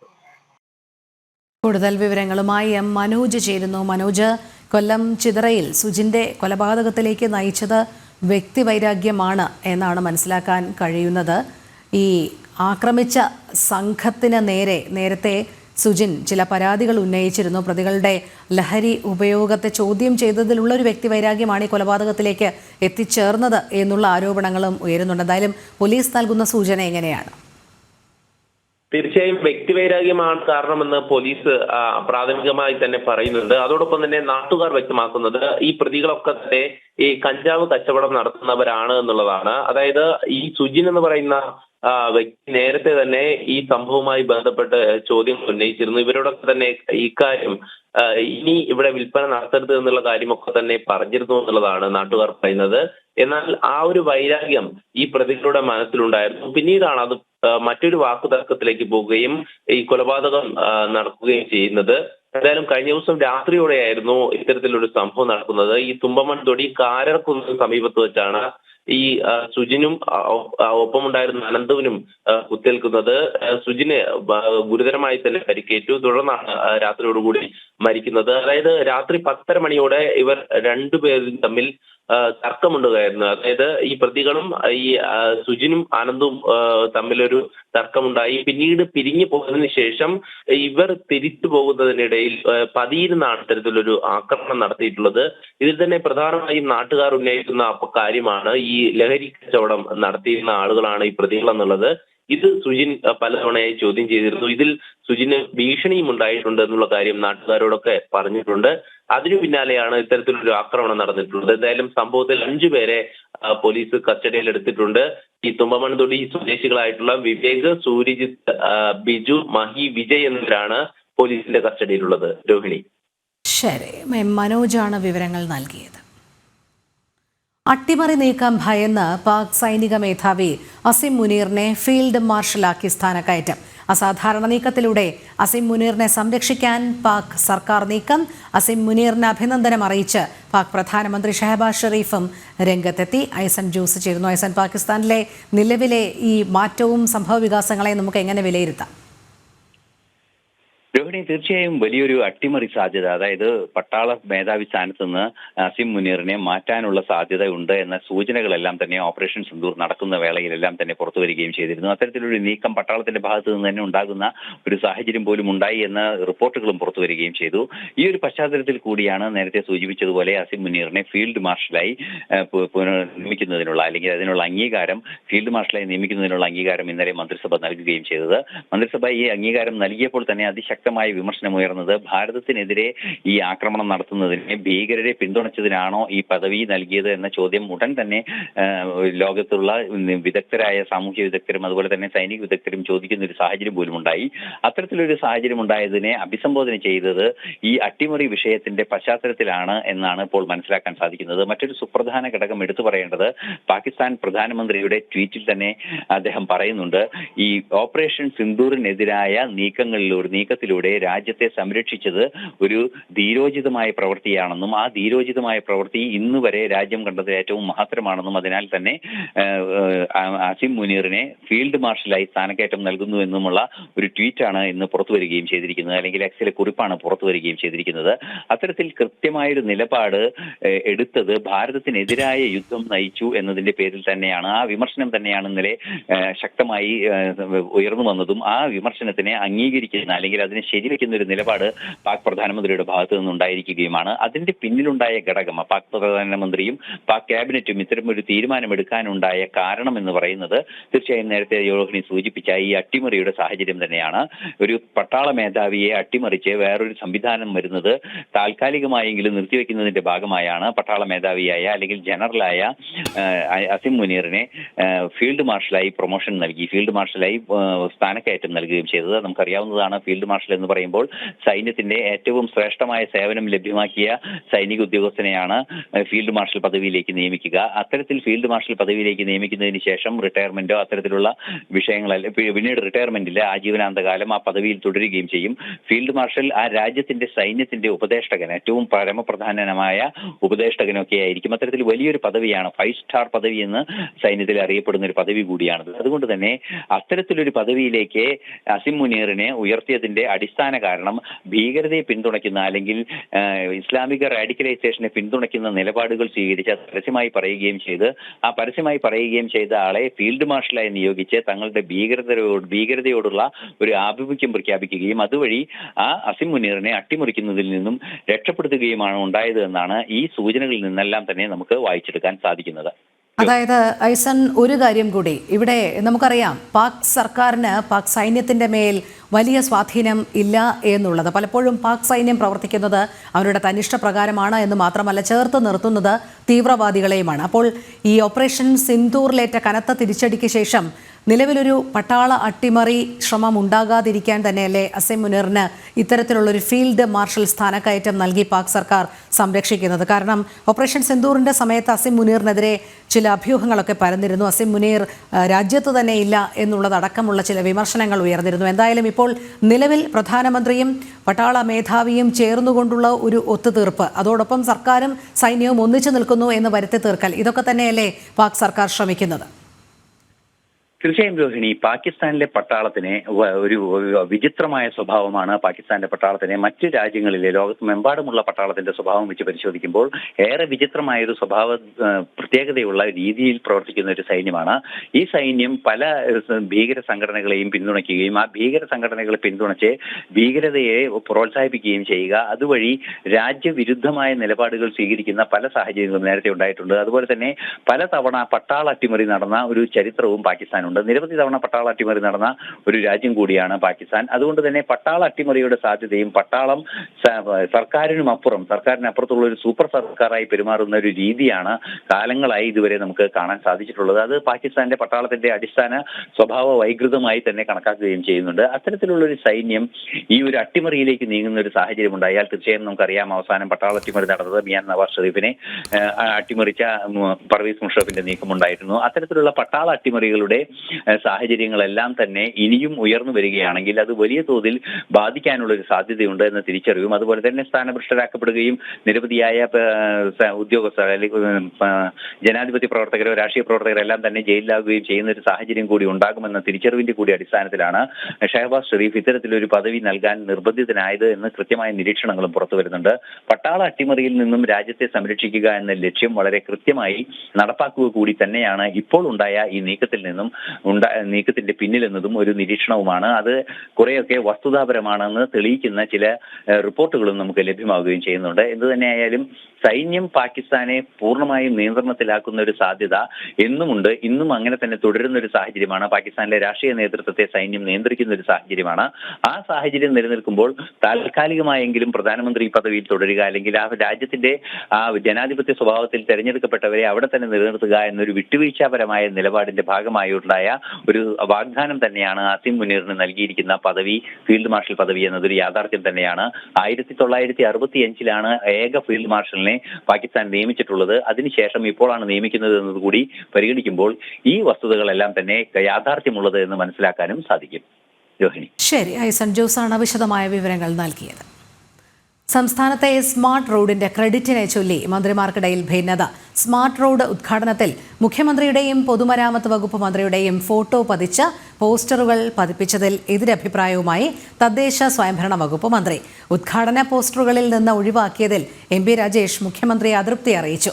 ഭിന്നതയെ തുടർന്നാണ് ഉദ്ഘാടന ചടങ്ങിൽ നിന്ന് മുഖ്യമന്ത്രി വിട്ടുനിന്നത് എന്നാണ് സൂചന. ടിൻറ്റു ദാസ് ചേരുന്നു. ടിൻറ്റു, ഈ സംസ്ഥാനത്തെ സ്മാർട്ട് റോഡിന്റെ ക്രെഡിറ്റ് അടിച്ചെടുക്കാനുള്ള തത്രപ്പാടിനിടയിൽ മന്ത്രിമാർക്കിടയിലുള്ള ഭിന്നതയും രൂക്ഷമാകുകയാണോ?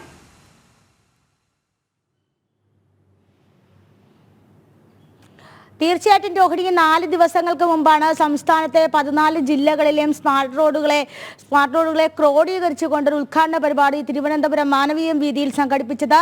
മുഖ്യമന്ത്രി പിണറായി വിജയനും പൊതുമരാമത്ത് വകുപ്പ് മന്ത്രി മുഹമ്മദ് റിയാസുമാണ് ഈ ഉദ്ഘാടന പരിപാടിയിൽ പങ്കെടുക്കാനായിട്ട് പോസ്റ്ററുകൾ അടിച്ചിറക്കിയത്. മുഖ്യമന്ത്രിക്ക് ജലദോഷം എന്ന കാരണം ഈ പരിപാടിക്ക് വരാതിരിക്കുകയായിരുന്നു. അന്ന് മുഖ്യമന്ത്രിക്ക് 3 പരിപാടികളോളം ഉണ്ടായിരുന്നു. രണ്ടാമത്തെ പരിപാടി എന്ന് പറയുന്നത് ഈ NCC കേഡറ്റുകളുടെ ഒരു പരിപാടിയാണ്. അതിൽ പങ്കെടുത്ത ശേഷം 4:30 മണിക്കാണ് ഈ സ്മാർട്ട് റോഡുകളുടെ ഉദ്ഘാടന പരിപാടിയിൽ പങ്കെടുക്കേണ്ടിയിരുന്നത്. പക്ഷേ മുഖ്യമന്ത്രി ആ പരിപാടിയിൽ പങ്കെടുത്തിരുന്നില്ല എന്നാണ് അല്ലെങ്കിൽ മുഖ്യമന്ത്രി അന്നത്തെ ദിവസം ആ പരിപാടിയിൽ പങ്കെടുത്തില്ല.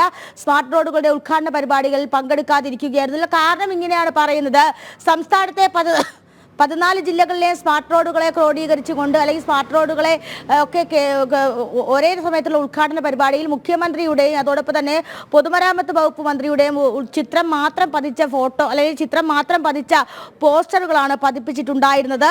ഇതിലാണ് തദ്ദേശ വകുപ്പ് മന്ത്രി എം പി രാജേഷ് അതൃപ്തി അറിയിച്ചിട്ടുള്ളതെന്ന് നമുക്ക് മനസ്സിലാക്കാൻ സാധിക്കുന്നുണ്ട്. ഈ സ്മാർട്ട് റോഡ് പദ്ധതി എന്ന് പറയുന്നത് നമുക്കറിയാം ഒരു കേന്ദ്ര സഹായത്തോടു കൂടി, അതായത് 50% കേന്ദ്ര ഫണ്ടിന്റെ സഹായത്തോടു കൂടി വിവിധ സംസ്ഥാനങ്ങളിൽ നടത്തുന്ന ഒരു പദ്ധതിയാണ് സ്മാർട്ട് റോഡ് പദ്ധതി. 2019 കാലയളവ് മുതൽ 2023 കാലയളവിനുള്ളിൽ ഈ പദ്ധതി പൂർത്തിയാക്കണമെന്നായിരുന്നു കേന്ദ്ര സർക്കാർ എല്ലാ സംസ്ഥാനങ്ങൾക്കും നൽകിയിരുന്ന നിർദ്ദേശം. 2023 സംസ്ഥാനത്തിന് കേരളത്തിന് ഈ പദ്ധതി പൂർണ്ണമായിട്ടും പൂർത്തിയാക്കാൻ സാധിച്ചിരുന്നില്ല. അതേ തുടർന്ന് BJP ഉൾപ്പെടെയുള്ള പ്രതിപക്ഷ അല്ലെങ്കിൽ BJP ഉൾപ്പെടെയുള്ള സംഘടനകൾ വലിയ രീതിയിൽ സർക്കാരിനെതിരെ പ്രതിഷേധവുമായൊക്കെ രംഗത്ത് വന്നിട്ടുണ്ടായിരുന്നു. ഈ സ്മാർട്ട് റോഡുകളുടെ അല്ലെങ്കിൽ സ്മാർട്ട് റോഡുകളുടെ പ്രവർത്തനങ്ങൾ പൂർത്തിയാക്കുന്നതിൽ വലിയ രീതിയിൽ സർക്കാരിനെതിരെ പ്രതിഷേധമൊക്കെ ഉണ്ടായിരുന്നു. 2023 പൂർത്തിയാക്കാത്ത പദ്ധതി 2025 പൂർത്തിയാക്കുമ്പോൾ അത് വലിയ രീതിയിലുള്ള ഉദ്ഘാടന പരിപാടിയായിട്ട് സംഘടിപ്പിക്കുമ്പോഴാണ് മന്ത്രിമാർക്കിടയിലുള്ള ഈ ഭിന്നത മുഖ്യമന്ത്രി കാണാതെ പോയതെന്ന് നമുക്ക് മനസ്സിലാക്കാൻ സാധിക്കുന്നുണ്ട്. മന്ത്രി MP രാജേഷാണ് ഇതുമായി ബന്ധപ്പെട്ട് മുഖ്യമന്ത്രി അതൃപ്തി അറിയിച്ചിട്ടുണ്ടായിരുന്നത്. ഈ പദ്ധതി നടപ്പിലാക്കുന്നത് എന്ന് പറയുന്നത് 50% ഫണ്ട് കേന്ദ്രത്തിന്റെ സഹായത്തോടു കൂടി കേന്ദ്രത്തിൽ നിന്ന് ലഭിക്കുന്നു. ഈ ഫണ്ട് വരുന്നത് തദ്ദേശ സ്ഥാപനങ്ങൾ വഴി കേരള റോഡ് ഫണ്ട് വികസന കോർപ്പറേഷൻ വഴിയാണ് ഈ തുക വരുന്നത്. കേരള റോഡ് ഈ തുക വരികയും ആ തുക പൊതുമരാമത്ത് വകുപ്പിന് കൈമാറുകയും പൊതുമരാമത്ത് വകുപ്പ് ഈ റോഡുകൾ നിർമ്മിക്കുകയുമാണ് ചെയ്യുന്നത്. അപ്പോൾ പൂർണ്ണമായിട്ടും ഒരു തദ്ദേശ വകുപ്പിന്റെ, അതായത് കോർപ്പറേഷൻ എന്ന് പറയുന്നത് നമുക്കറിയാം തദ്ദേശ വകുപ്പിന് കീഴിൽ വരുന്നതാണ് കോർപ്പറേഷന് സ്മാർട്ട് സിറ്റി എന്നൊക്കെ പറയുന്നത്. അപ്പോൾ തദ്ദേശ വകുപ്പിന്റെ സഹായത്തോടു കൂടി ഈ റോഡുകൾ നിർമ്മിച്ചു നൽകുന്ന ചുമതല മാത്രമാണ് പൊതുമരാമത്ത് വകുപ്പിനുള്ളത് എന്നാണ് മന്ത്രി MP രാജേഷ് മുഖ്യമന്ത്രി അറിയിച്ചിട്ടുള്ളതെന്ന് നമുക്ക് മനസ്സിലാക്കാൻ സാധിക്കുന്നുണ്ട്. ഇതിലാണ് ഇപ്പോൾ രണ്ട് മന്ത്രിമാർക്കിടയിൽ വലിയ രീതിയിലൊരു ഭിന്നത ഉണ്ടായിട്ടുള്ളത്. ഈ നേരത്തെ രോഹിന് സൂചിപ്പിച്ചതുപോലെ തന്നെ കേന്ദ്ര പദ്ധതിയെ സംസ്ഥാനത്തിന്റെ പദ്ധതിയാക്കാനായിട്ടുള്ള തിടുക്കങ്ങൾക്കിടയിൽ മന്ത്രിമാർക്കിടയിൽ ഉണ്ടായ ഭിന്നത മുഖ്യമന്ത്രി അറിയാതെ പോയിരിക്കുന്നു. ഉദ്ഘാടന ദിവസമാണ് മന്ത്രി MP രാജേഷ് ഈ അഭിപ്രായം മുഖ്യമന്ത്രിയോട് പറയുന്നത് എന്നാണ് നമുക്ക് മനസ്സിലാക്കാൻ സാധിക്കുന്നത്. അതുകൊണ്ട് തന്നെയാണ് മുഖ്യമന്ത്രി ഈ പരിപാടിക്ക് വരാതിരുന്നതും. 4 ദിവസങ്ങൾക്ക് മുമ്പ് മാനവീയം വീതിയിൽ വെച്ചാണ് സ്മാർട്ട് റോഡുകളുടെ ഉദ്ഘാടന പരിപാടികൾ നിശ്ചയിച്ചിരുന്നത്. പക്ഷേ അതിൽ മുഖ്യമന്ത്രി പങ്കെടുത്തുന്നില്ല. മുഖ്യമന്ത്രിക്ക് ജലദോഷം എന്ന കാരണം ചൂണ്ടിക്കാട്ടി പരിപാടിയിൽ നിന്നും മാറി നിൽക്കുകയായിരുന്നു. സംസ്ഥാനത്ത് പതിപ്പിച്ചിട്ടുള്ള ഒരു പോസ്റ്ററുകളിൽ പോലും MP രാജേഷിന്റെയോ അല്ലെങ്കിൽ തദ്ദേശ വകുപ്പുമായി ബന്ധപ്പെട്ട ആരുടെയോ ഫോട്ടോ ഇല്ല. മുഖ്യമന്ത്രിയുടെയും അതോടൊപ്പം തന്നെ പൊതുമരാമത്ത് വകുപ്പിലെ മുഹമ്മദ് റിയാസിന്റെയും ഫോട്ടോ മാത്രമാണ് പതിപ്പിച്ചിട്ടുണ്ടായിരുന്നത്. ഇത് വലിയ രീതിയിലുള്ള വിമർശനങ്ങൾക്ക് ഇടയാക്കി. തുടർന്നാണ് മന്ത്രി MP രാജേഷ് ഇതിനൊരു എതിർപ്പ് അറിയിക്കുന്നുണ്ട്. ഈ കേരള റോഡ് ഫണ്ട് വികസന കോർപ്പറേഷനിൽ നിന്ന് വരുന്ന ആ തുക ഉപയോഗിച്ച് നിർമ്മിക്കുന്ന പദ്ധതികൾക്ക് ഒരുപക്ഷെ തദ്ദേശ വകുപ്പിന്റെയും കൂടി പിന്തുണ ഉണ്ട് എന്ന് ചൂണ്ടിക്കാട്ടിയത്. മുഖ്യമന്ത്രി ഇതിന് മറുപടി പറഞ്ഞില്ല, അല്ലെങ്കിൽ മുഖ്യമന്ത്രി ഇതിന് പരിഹാരം കണ്ടെത്താതെ ആ ഉദ്ഘാടന പരിപാടിയിൽ നിന്ന് മാറി നിൽക്കുകയായിരുന്നു എന്നാണ് നമുക്ക് മനസ്സിലാക്കാൻ സാധിക്കുന്നത്. പൂർണ്ണമായും കേന്ദ്രത്തിന്റെ സഹായത്തോടു കൂടി നടപ്പിലാക്കേണ്ട പദ്ധതി വളരെ വൈകിയാണ് ഈ പദ്ധതി നടപ്പിലാക്കിയത്. അതിനുശേഷവും ഈ പദ്ധതി പൂർണ്ണമായിട്ടും സംസ്ഥാന സർക്കാരിൻ്റെതാക്കി മാറ്റാൻ ശ്രമിച്ചിരുന്നു. അതിനിടയിൽ ഇത്തരത്തിൽ മന്ത്രിമാർക്കിടയിലുള്ള ഈ ഭിന്നതയും തമ്മിൽ തർക്കവും ഒക്കെ മുഖ്യമന്ത്രി കാണാതെ പോവുകയാണെന്ന് നമുക്ക് മനസ്സിലാക്കാൻ സാധിക്കുന്നുണ്ട്. രോഹിണി, പ്രിയ താരം ലാലേട്ടന് ഇന്ന് 65ാം പിറന്നാൾ. ഹിറ്റുകളും സൂപ്പർ ഹിറ്റുകളുമായി ഇന്നും യൗവന പ്രഭയിലാണ് അഭിനയത്തിന്റെ 6ാം തമ്പുരാൻ. പ്രിയ താരത്തിന്റെ പിറന്നാൾ സുദിനം ആഘോഷമാക്കാനുള്ള ഒരുക്കത്തിലാണ് ആരാധകരും ചലച്ചിത്ര ലോകവും.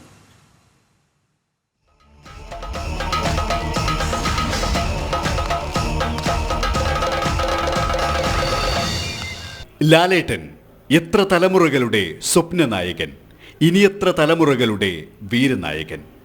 കരയിപ്പിച്ചും കൈയടിപ്പിച്ചും വിസ്മയിപ്പിച്ചും ബെൻസായും ഷൺമുഖനായും ഒറ്റയാനായും ബോക്സ് ഓഫീസ് തൂക്കിയ തുടരും തിയേറ്ററുകളിൽ ആഘോഷവും ആരവവും തീർക്കുമ്പോഴാണ് അഭിനയത്തിൻ്റെ സകല ആടയാഭരണങ്ങളും അണിഞ്ഞ് 65ന്റെ തിടമ്പേറ്റി ലാലിസം കുമ്പു കുലുക്കി നിൽക്കുന്നത്.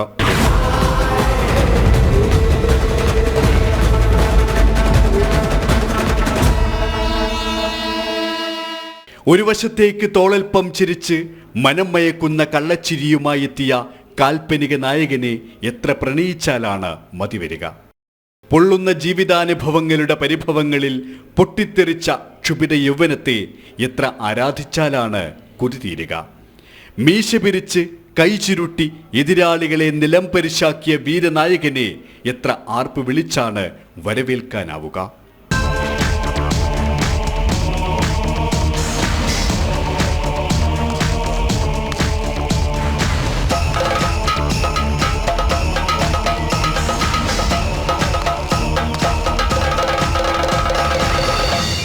ആയിരത്തി 1960 മെയ് 21 പത്തനംതിട്ടയിലെ ഇലന്തൂരിൽ ജനനം. 1980 മഞ്ഞിൽ വിരിഞ്ഞ പൂക്കളിലൂടെ അഭ്രപാളിയിൽ അരങ്ങേറ്റം. പിന്നെ സമ്മാനിച്ചത് പൂക്കാലത്തിന്റെ എത്രയെത്ര വസന്തോത്സവങ്ങൾ. സത്യനാഥനായും മംഗലശ്ശേരി നീലകണ്ഠനായും ജോജിയായും സേതുമാധവനായും ദാസനായും ആടുതോമയായും രഘുരാമനായും ജഗന്നാഥനായും സാഗർ ഏലിയാസ് ജാക്കിയായും അബ്രഹാം ഖുറേഷിയായും ഒടുവിൽ ഷൺമുഖനായും പകർന്നാടിയത് ഇങ്ങനെ നിരവധി അനവധി വേഷം.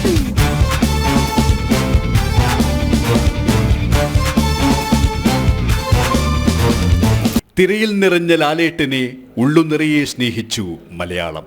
പാടിയ പാട്ടുകളെയും ഹൃദ്യമായി ഏറ്റുചൊല്ലി. ബറോസിലൂടെ സംവിധായകനായും മികവ് കാട്ടി. Bharat, Padmashri, lieutenant colonel. അഭിനയത്തിന് ആസ്വാദക ലോകവും രാജ്യവും നൽകിയ പുരസ്കാരങ്ങളും ഇങ്ങനെ എത്രയെത്ര. മലയാളത്തിന്റെ പുണ്യത്തിന് 65 നന്ദി ചെറുപ്പം. കാലത്തെ നോക്കി കണ്ണുറുക്കി ചിരിക്കുന്നു ലാലേട്ടൻ. ഒപ്പം നമ്മളും തുടരും ഈ അഭിനയ മികവ്. ലാലേട്ടന് ജനം കുടുംബത്തിന്റെ ജന്മദിനാശംസകൾ. ന്യൂസ് ഡെസ്ക് ജനം. മോഹൻലാലിന് ജന്മദിന സമ്മാനമായി തൃശൂർ പ്ലാവിൻ തോട്ടത്തിലെ ചക്ക ചിത്രം ഒരുക്കി ചിത്രകാരൻ ഡാവിഞ്ചി സുരേഷ്. വിവിധ ഇനങ്ങളിലും നിറങ്ങളിലുമുള്ള ചക്കച്ചുള, ചക്കക്കുരു, ചക്കപ്പോള, ചക്കമടൽ തുടങ്ങി ചക്കയുടെ വിവിധ ഭാഗങ്ങൾ കൂട്ടിച്ചേർത്താണ് മോഹൻലാലിന്റെ മുഖം സുരേഷ് ഒരുക്കിയത്. പിറന്നാൾ ആഘോഷിക്കുന്ന മലയാളത്തിന്റെ സൂപ്പർ താരം മോഹൻലാലിന്റെ ചിത്രം ചെയ്തിരിക്കുന്നത് 65 ഇനം പ്ലാവുകളുള്ള തോട്ടത്തിന്റെ നടുവിലാണ് എന്നതാണ് ചിത്രത്തിന്റെ സവിശേഷത. പശ്ചാത്തലത്തിൽ പച്ചയും മഞ്ഞയും ഓറഞ്ച് നിറത്തിലുള്ള പ്ലാവിലകളും കൊണ്ട് അലങ്കരിച്ചാണ് ഈ ചിത്രം തയ്യാറാക്കിയത്.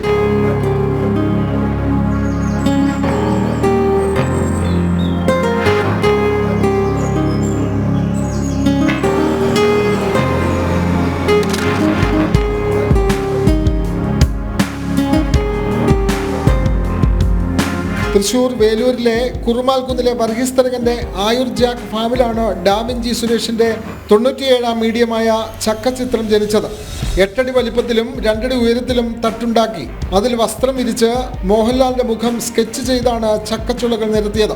UN അവാർഡ് നേടിയ കേരളത്തിലെ ആദ്യത്തെ പ്ലാവിൻ തോട്ടമായ ആയുർ ജാക്ക് ഫാമിലെ തൊഴിലാളികളും ക്യാമറാമാൻ സിംബാദും സുഹൃത്തുക്കളായ റിയാസ് മാടവനിയും സെയ്ദ് ഷാഫിയും ഡാവിഞ്ചി സുരേഷിന് സഹായികളായി.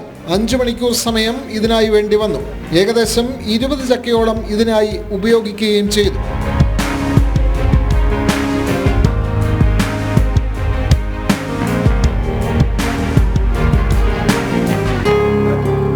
അപൂർവമായി മാത്രം കിട്ടുന്ന ചുവന്ന ചക്കയാണ് ഈ ചിത്രം ചെയ്യാനുള്ള പ്രചോദനമായതെന്നും കേരളത്തിലെ വിവിധ സ്ഥലങ്ങളിലെ അന്വേഷണത്തിനൊടുവിലാണ് ആയുർ ജാക്ക് ഫാമിലെ വർഗീസ് തരകന്റെ പിന്തുണയോടെ ചിത്രം പൂർത്തിയാക്കാൻ കഴിഞ്ഞതെന്നും ഡാവിഞ്ചി സുരേഷ് പറഞ്ഞു.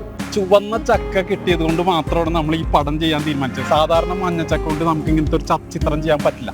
അപ്പൊ അങ്ങനെ ഈ ഒരു ചുവന്ന ചക്ക അന്വേഷിച്ച് നടന്ന കൂട്ടത്തിലാണ് നമ്മളുടെ വർഗീസേട്ടനെ പരിചയപ്പെടുന്നത്. ഈ വർഗീസേട്ടൻ ഇവിടത്തെ ഒരു വലിയൊരു സംഭവമാണ്. കാരണം ഇവിടെ ഏതാണ്ട് എത്ര തരം പ്ലാവ്?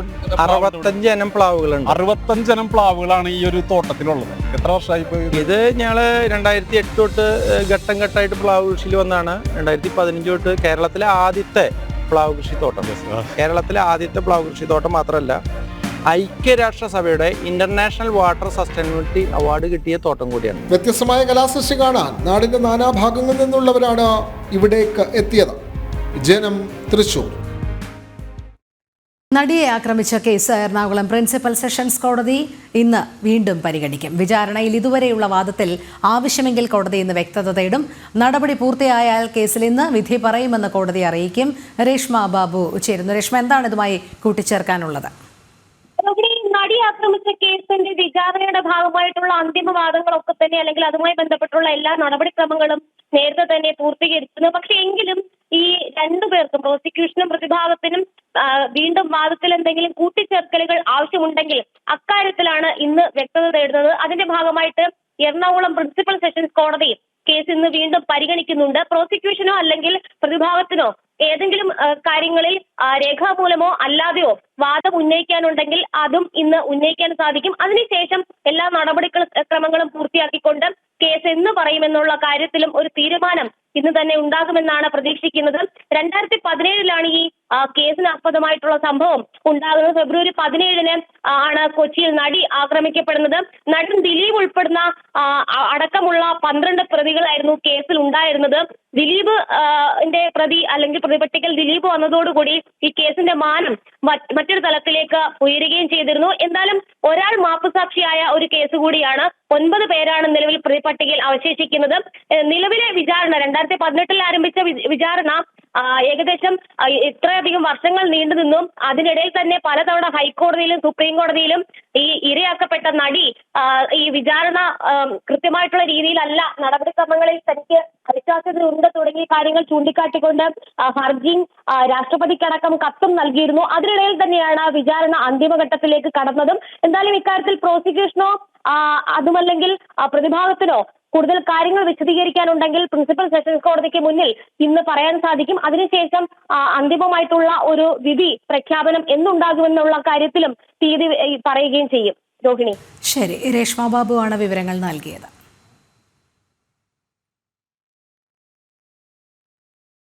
കോട്ടയം സംക്രാന്തിയിൽ ബസ്സിൽ കയറുന്നതിനിടെ റോഡിൽ വീണ യാത്രക്കാരിക്ക് ഗുരുതര പരിക്ക്.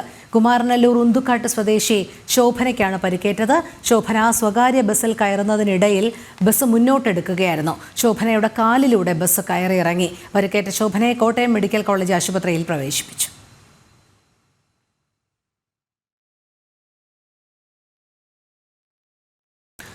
സ്വകാര്യ ബസ്സിൽ അതിക്രമിച്ചു കയറി ഹെൽമറ്റ് കൊണ്ട് ഡ്രൈവറെ അടിച്ചു. അലമീൻ ബസ്സിലെ ഡ്രൈവർ രാജേഷിനെയാണ് ആക്രമിച്ചത്. കത്തി കൊണ്ട് കുത്താനും ശ്രമിച്ചു. പിടിവലിയിൽ പ്രതി കൊടുമൺ സ്വദേശി മിഥുനും പരിക്കേറ്റു. മിഥുന്റെ സുഹൃത്തിനെ ഡ്രൈവർ ജോലിയിൽ നിന്ന് ഒഴിവാക്കിയതിലുള്ള വിരോധത്തിലായിരുന്നു ആക്രമണമെന്നാണ് പോലീസ് നിഗമനം.